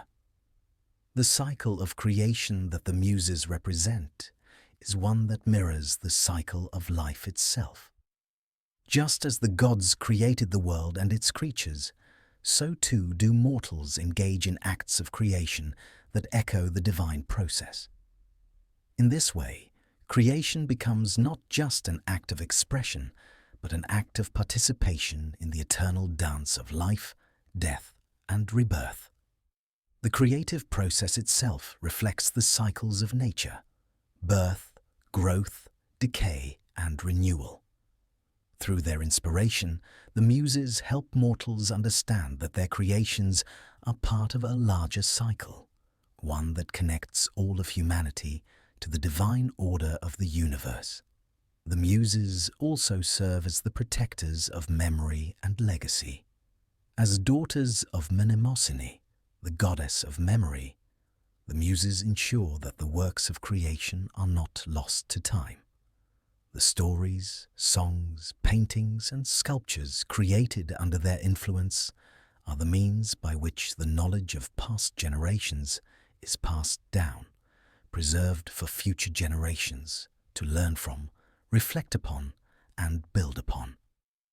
In this way, the Muses are not only part of the creative process, but also part of the cycle of memory, ensuring that the wisdom of the past remains alive in the present. The works inspired by the Muses allow humanity to transcend the limitations of time and mortality. Through art, music, and literature, mortals are able to access the experiences of past generations, understand the struggles and triumphs of heroes and gods, and explore the mysteries of existence. These works serve as a bridge between the present and the past, allowing the stories of the gods and the wisdom of ancient philosophers to live on. In this way, the Muses help perpetuate the cycle of knowledge and creativity, ensuring that the flame of divine inspiration continues to burn brightly. The Muses' influence extends to the soul itself. Art, in all its forms, has the power to touch the deepest parts of the human spirit. The Muses inspire not only the mind, but the heart and soul of those who create and those who experience the creations of others. The act of creation, whether through poetry, music, or visual art, becomes an act of spiritual communion, a way for humanity to connect to the divine through expression. The Muses, in this sense, serve as the divine agents who facilitate this connection, allowing mortals to transcend their limited earthly existence and reach for something higher, something eternal. As humanity continues to evolve and new forms of art and expression emerge, the Muses remain present, inspiring and guiding creators in their pursuit of beauty, truth, and wisdom. From the ancient Greeks to the modern world, the Muses have continued to shape the creative process, helping humanity reach for the divine and understand the mysteries of the cosmos.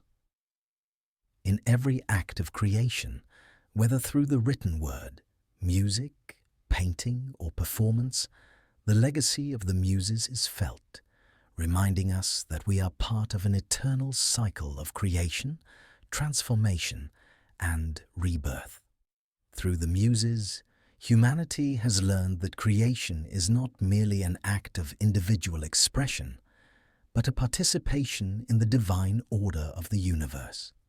The Muses ensure that the cycle of creativity continues, that the divine spark of inspiration is passed down from one generation to the next, and that the human spirit remains forever connected to the gods through the act of creation.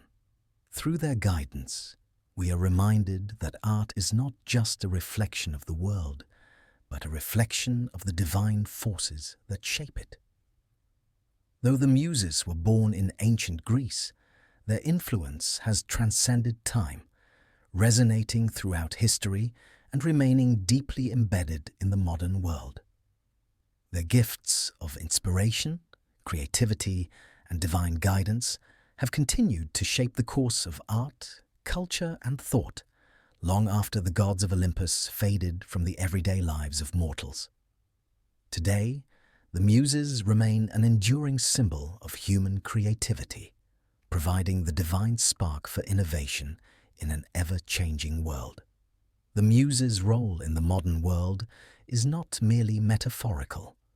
Their presence can be found in the works of artists, writers, musicians, scientists, and thinkers who continue to invoke them for inspiration. While the ancient Greeks viewed the Muses as goddesses who directly influenced their lives, modern creators often regard them as symbols of the deep wellspring of creative energy that connects humanity to something larger than itself. In the modern world, the Muses still serve as a bridge between the material and the divine, reminding us that our acts of creation are part of an eternal cosmic order. In the realm of literature, the Muses have had a lasting influence on writers, both classic and contemporary. Authors still refer to the Muses when they struggle with inspiration or when they seek a divine connection to help them express complex thoughts and emotions. Just as ancient poets like Homer and Hesiod called upon the Muses to guide their work, so too do modern authors find a spiritual kinship with these divine figures.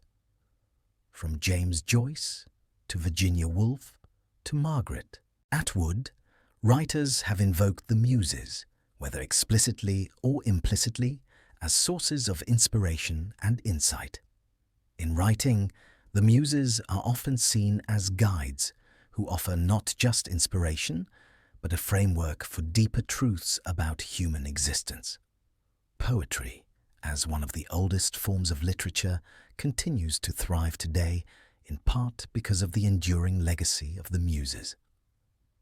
Contemporary poets like W.B. Yeats, Langston Hughes, and Rainer Maria Rilke have found themselves touched by the same divine impulse that guided Homer's epics. They see poetry as a way to communicate the unspoken and to channel the beauty, mystery, and complexity of life. The Muses' gifts are invoked when words seem insufficient, when poets seek a language that speaks directly to the soul and bypasses the mundane restrictions of everyday conversation. Through the Muses, poets in the modern world have created works that inspire, uplift, and challenge the human spirit. The Muses have also played a crucial role in the development of music throughout history. In the modern world, music continues to be a source of divine inspiration, as it was in the time of Apollo and the ancient Greek musicians. From classical symphonies to modern pop, jazz, and electronic music, the Muses guide composers in their creative process, whether they are creating harmony in a structured symphony or experimenting with new, unconventional sounds. Composers, songwriters, and performers often speak of feeling inspired by something greater than themselves, an impulse that connects them to the divine forces that the Muses personify. Music, in its many forms, is a universal language that transcends borders and connects people across time and space. Whether it's the timeless works of Beethoven or the latest chart-topping hits, music allows humans to express emotions that words alone cannot fully convey. It brings together joy, sorrow, love, and conflict, often in a way that transcends cultural and linguistic barriers. The Muses continue to guide modern musicians, giving them the ability to create pieces that speak to the heart and stir the soul, ensuring that music remains an eternal thread that connects humanity to the divine. In the visual arts, the Muses have left an equally profound mark. The Renaissance period, often considered one of the greatest cultural revivals in history, was deeply influenced by the ancient Greeks' reverence for the Muses. The works of Leonardo da Vinci, Michelangelo, and Raphael can be seen as products of divine inspiration, as these artists strove to capture not only the physical beauty of the world, but its spiritual essence. The idea of the artist as a conduit for divine inspiration has persisted into modern times, with contemporary artists like Pablo Picasso, Frida Kahlo, and Banksy channeling the Muses' creative force into their art. In the modern world, the visual arts have expanded beyond traditional painting and sculpture, taking on new forms in photography, digital media, and performance art. The Muses, as eternal sources of inspiration, continue to shape the way artists approach their craft. Artists today are able to reach new levels of creativity thanks to advancements in technology, yet the core impulse behind their work, the desire to express, to create, and to communicate, remains rooted in the ancient understanding of the Muses. They guide artists to push the boundaries of expression, allowing new forms of creativity to emerge while still connecting to the timeless forces that shape the world. The Muses' influence extends even into the realm of science and technology. While the Muses have traditionally been associated with the arts, their gifts are equally relevant in the world of intellectual discovery. In modern times, scientists and inventors continue to seek inspiration from a source greater than themselves, whether they are exploring the mysteries of the universe or finding innovative solutions to the world's most pressing problems. Albert Einstein famously described his moments of insight as thinking in pictures, and many scientists report experiencing flashes of understanding that feel almost like divine revelations. These moments of inspiration align with the Muses' role as guides of knowledge, helping thinkers to connect with the mysteries of the universe in ways that transcend ordinary human reasoning. In modern society, the Muses continue to symbolize the eternal quest for knowledge, beauty, and truth. Their influence reminds us that creativity is not just a personal pursuit, but a way of engaging with the divine order of the cosmos. Whether through the written word, the visual arts, music, or scientific discovery, the creative process connects humanity to something larger than itself. The Muses ensure that this connection remains unbroken, even as the world changes and evolves. In the popular imagination, the Muses have become symbols of the creative process itself. Whether in movies, books, or art, the Muses appear as both metaphors and actual characters, representing the divine spark of inspiration that drives creation. Modern interpretations of the Muses remind us that creativity is not just a means of personal expression, but an essential part of the human experience, linking us to both the past and the future. From ancient Greece to the modern world, the Muses continue to guide, inspire, and remind us of the eternal power of creativity. The Muses, daughters of Zeus and Mnemosyne, represent far more than the divine embodiment of inspiration. They are also inextricably tied to the power of memory, both as a concept and as a creative force. Mnemosyne, their mother, was the goddess of memory, and it is through her that the Muses carry the power to preserve, protect, and impart knowledge across generations. Memory, in the ancient world, was not just a mental function, but a sacred process, allowing the past to influence the present and the future. For the Muses, memory was the channel through which the wisdom of the divine could be passed down to mortals, ensuring that humanity's creations were deeply rooted in the timeless truths of the cosmos. In the ancient world, memory was often seen as a form of divination, an act of recalling not just past events, but divine wisdom.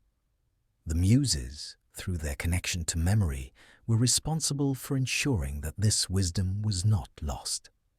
As the stewards of memory, they allowed the sacred stories of gods, heroes, and mortals to live on. It was through the art of storytelling, guided by the Muses, that the past was preserved and kept alive. In this way, the Muses not only inspired creation, but also protected the legacy of human experience, ensuring that the lessons of the past were never forgotten. Memory, in Greek mythology, was also deeply connected to the concept of mnemosyne, the idea that the gods themselves were bound by memory. Without memory, the gods would be disconnected from their own history and their relationships with each other and the world. The Muses' connection to memory, therefore, was not just a personal trait, but a divine necessity, ensuring that the gods, as well as mortals, maintained a sense of continuity with the past. Just as the gods relied on the Muses to inspire creation, they also relied on them to preserve their own histories, allowing them to reflect on their past actions and decisions. For mortals, memory played a central role in the creation process. Poets, musicians, and artists often drew on their own memories and experiences to create works that reflected the human condition. However, these personal memories were also intertwined with the collective memory of the community and the broader cultural heritage. The Muses, as the divine preservers of memory, ensured that the individual acts of creation were linked to the larger mythological and cultural narratives that defined the human experience. Through their guidance, artists and creators could connect with the divine forces that shaped their lives and the world around them, producing works that spoke to both personal and universal truths. This connection between memory and creation is particularly evident in the epic poetry of ancient Greece. Homer's Iliad and Odyssey, for example, were not just stories of heroes and gods. They were also the means by which the collective memory of the Greeks was preserved.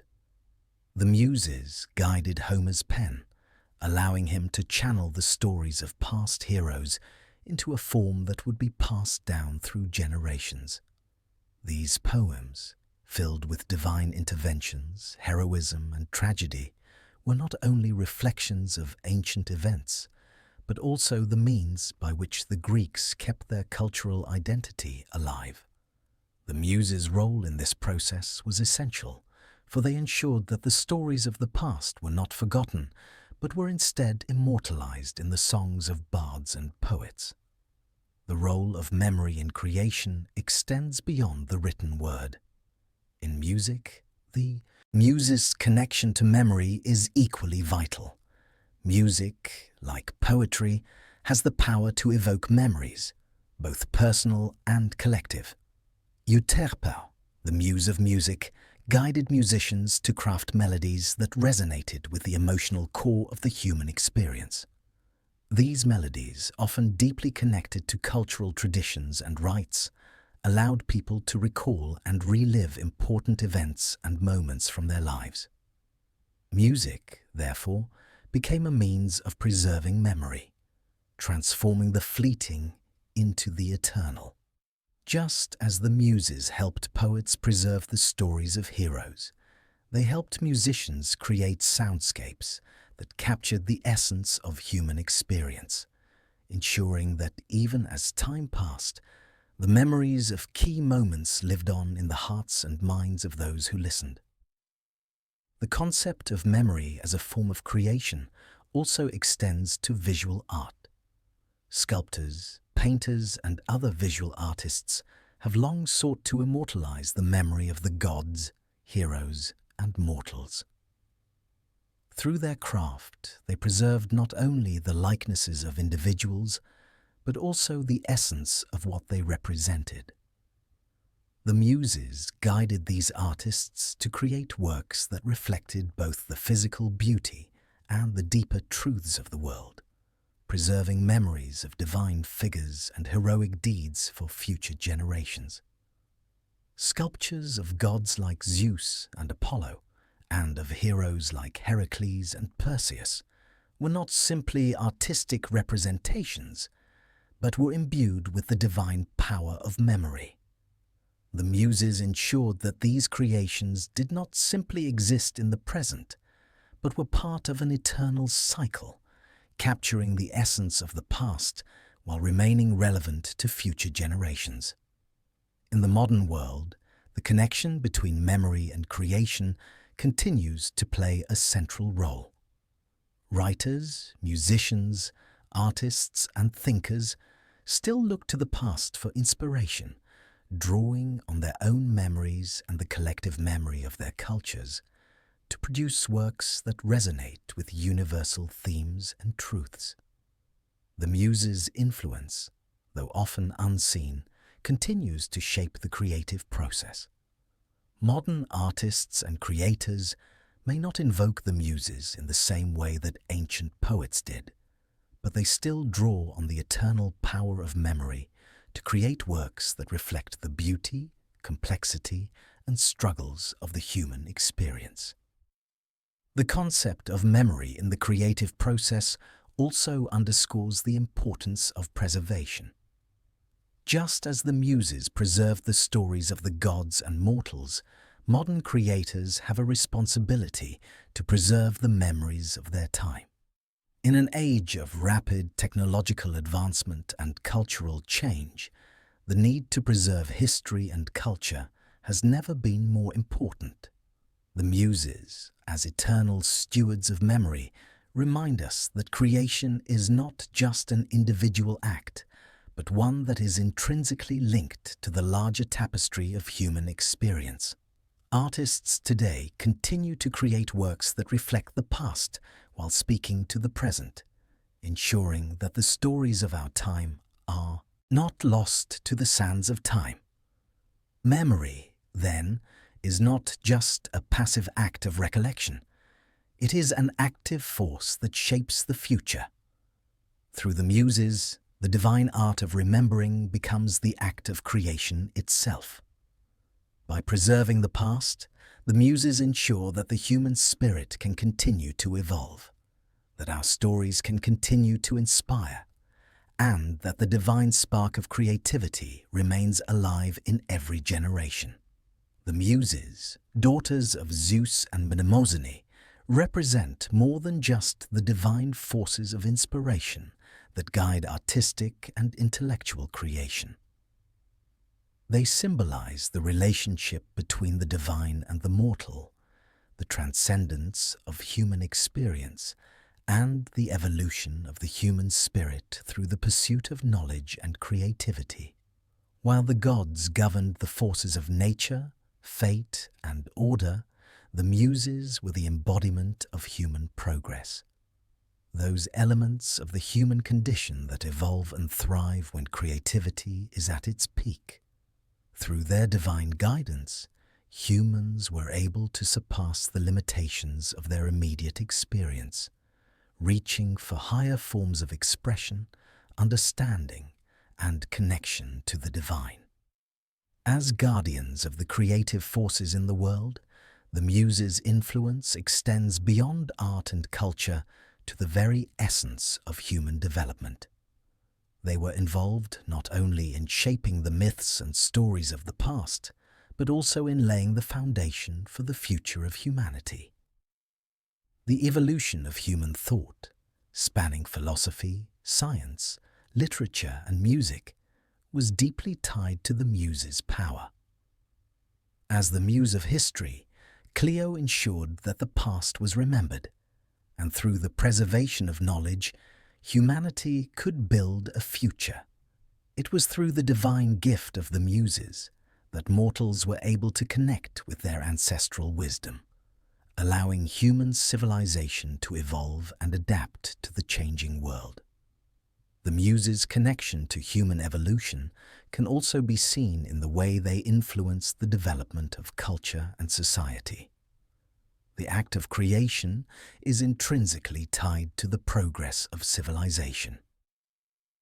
Whether it is through the composition of poetry, the creation of visual art, or the development of music, humans have always used their creativity to not only express themselves, but also to influence their environment and social structures. The Muses' guidance in these pursuits helped shape the way societies were built, often offering symbolic representations of power, virtue, and beauty through art. The earliest cultures understood the importance of creation in the advancement of their societies. In ancient Greece, for example, the development of the arts was seen as integral to both the intellectual and social development of the individual and the community. It was believed that art, whether in the form of epic poetry, sculpture, or drama, was a reflection of the divine order. The Greeks knew that the ability to create was a divine gift, and it was through the Muses that humanity was allowed to connect to the divine forces of creation. Through their connection with the Muses, Greek civilization produced works of extraordinary depth and lasting significance. The poems of Homer, for instance, were not just stories.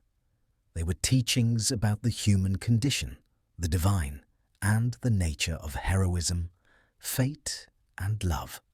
These stories were shared, performed, and passed down through generations, preserving cultural values and providing a framework for future generations to interpret their own experiences. The Muses' influence was present in the creation of these foundational works, helping to guide their themes and messages to ensure that they spoke to universal human experiences. The creation of music, in particular, had a profound impact on the evolution of human societies. Music, as guided by the Muses, has always been a powerful force that transcends cultural boundaries and connects people to something greater than themselves. Euterpe, the muse of music, encouraged composers to craft melodies that resonated deeply with the human soul. Music not only expressed emotions, but could also communicate complex ideas and stories, helping to foster a sense of community, identity, and unity.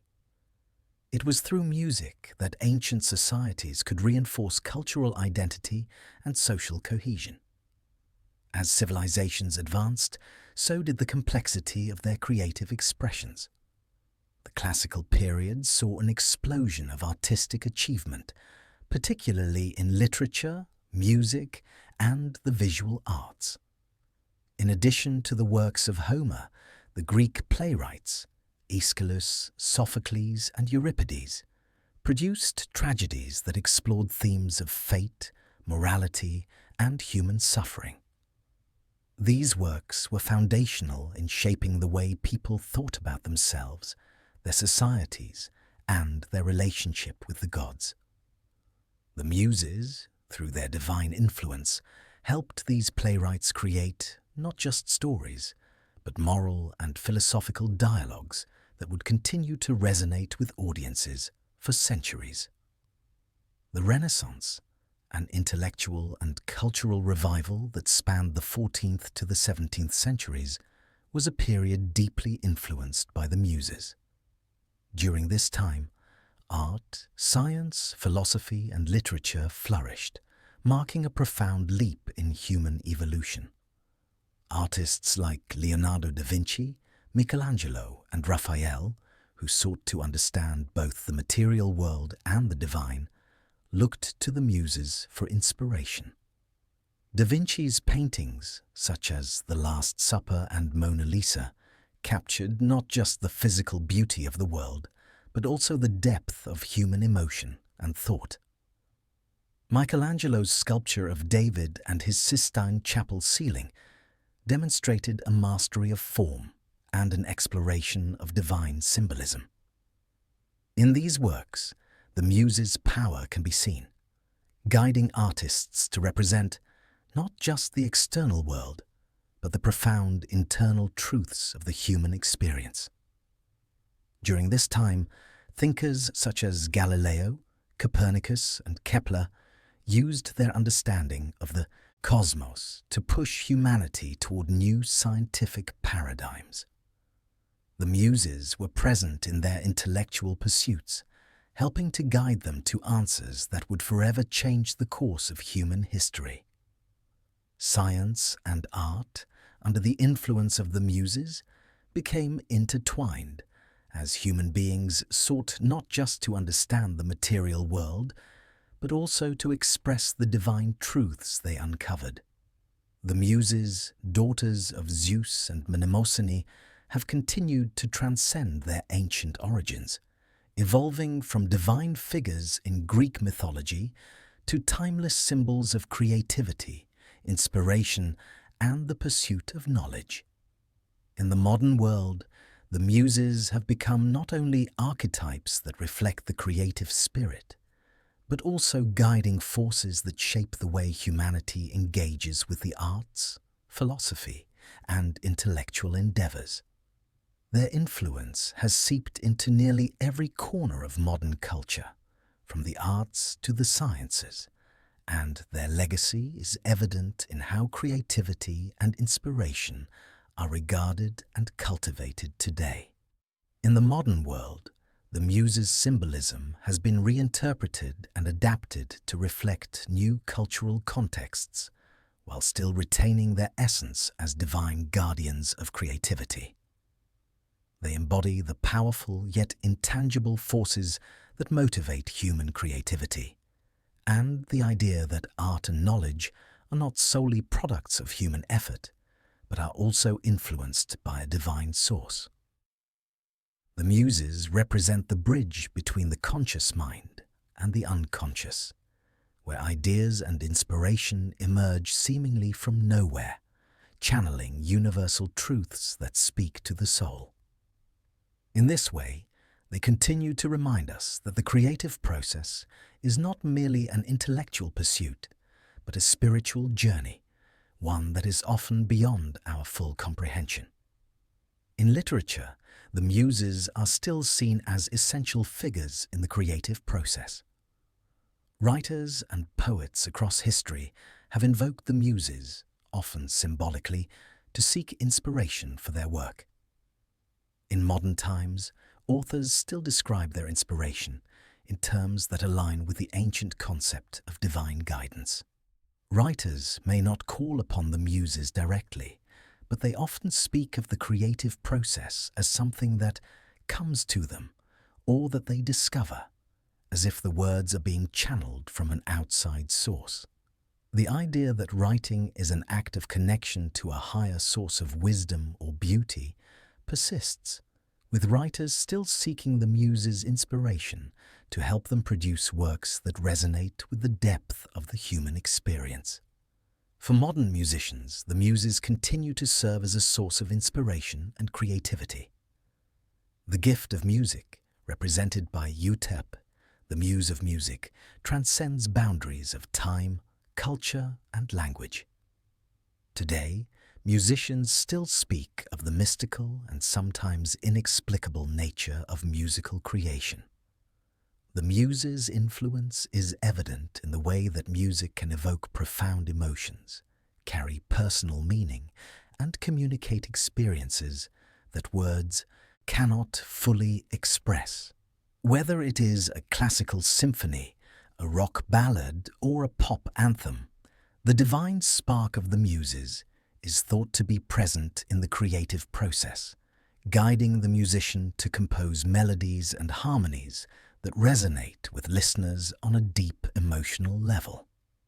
The role of the Muses in modern visual arts is equally profound.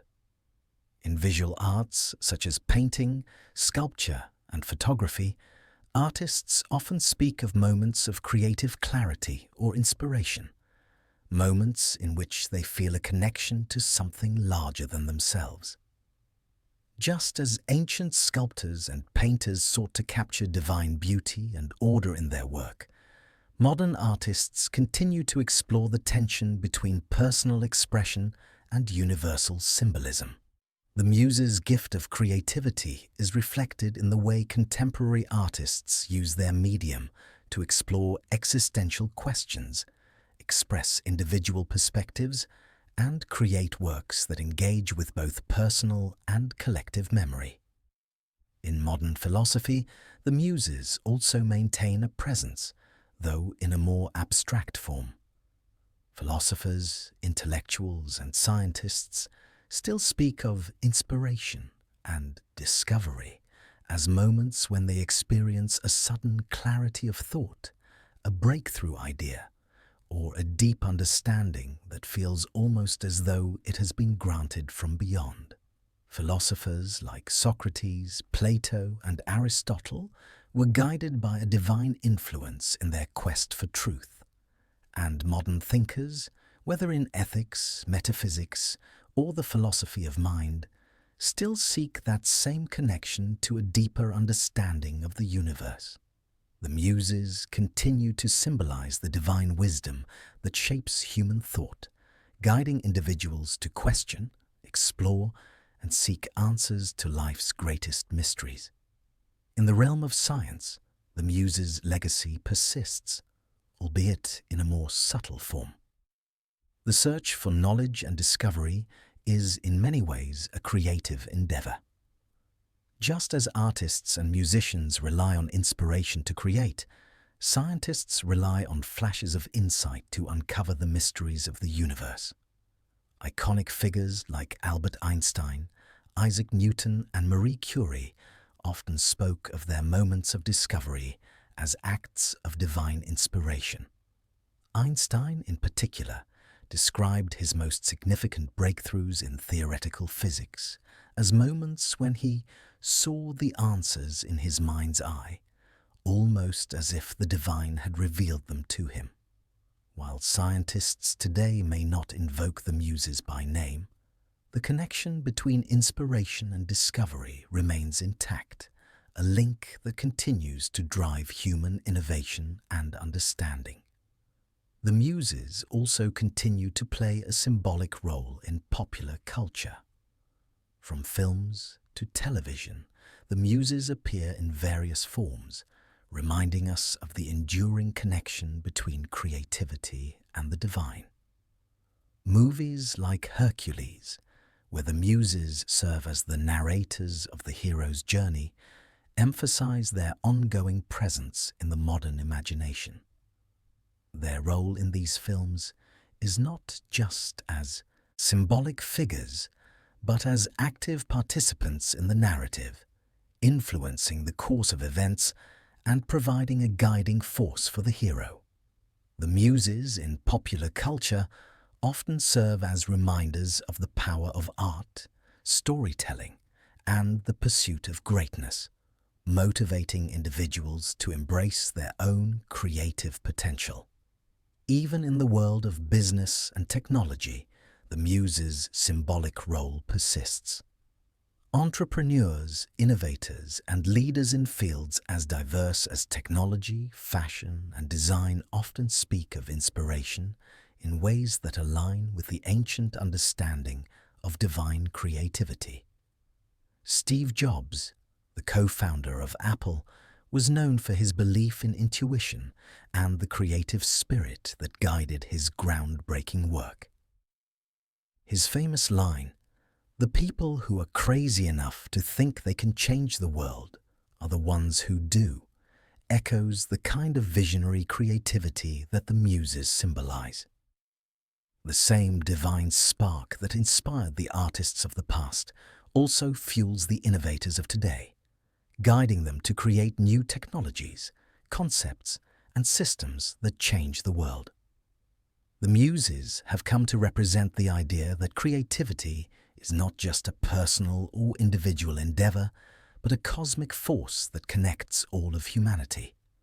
Whether through art, science, business, or culture, the Muses continue to inspire and guide us, reminding us that the act of creation is an act of connection to the divine, to the past, and to each other. Their influence reminds us that every creative act, no matter how small, is part of a larger tapestry, one that transcends time and space and ties humanity to something eternal.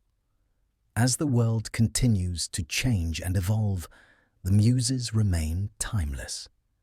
They are not just figures from ancient mythology, but symbols of the power of human creativity and the enduring connection between the divine and the mortal. Through them, we are reminded that the act of creation is sacred and that the spark of inspiration is always within our reach, waiting to ignite. As we close this exploration of the Muses, we reflect on the profound impact these divine figures have had on human creativity and expression throughout history. From their origins in ancient Greece to their enduring influence in modern culture, the Muses remind us that inspiration is not merely a fleeting impulse, but a divine gift, one that connects us to the universe, to each other, and to something greater than ourselves. Through poetry, music, art, science, and all forms of human endeavor, the Muses continue to shape our world and guide us toward deeper understanding, beauty, and truth. Their legacy is a testament to the power of creativity to transcend time and space. Every act of creation, whether large or small, carries within it the essence of the divine spark that the Muses represent. In seeking their inspiration, we are reminded that the pursuit of beauty, wisdom, and knowledge is both a personal journey and a collective effort, one that unites humanity across generations and cultures. The Muses, as eternal symbols of divine inspiration, will continue to guide us in our creative endeavors, urging us to reach for the stars, to express our innermost truths, and to embrace the infinite possibilities of human imagination. May their influence remain with you as you continue your own journey of creativity and self-expression. As the Muses have always shown, creation is not just an act. It is a way of participating in the cosmic dance of life, of connecting with the divine and the eternal. Keep the flame of inspiration alive, and let the Muses guide you to your own creative heights.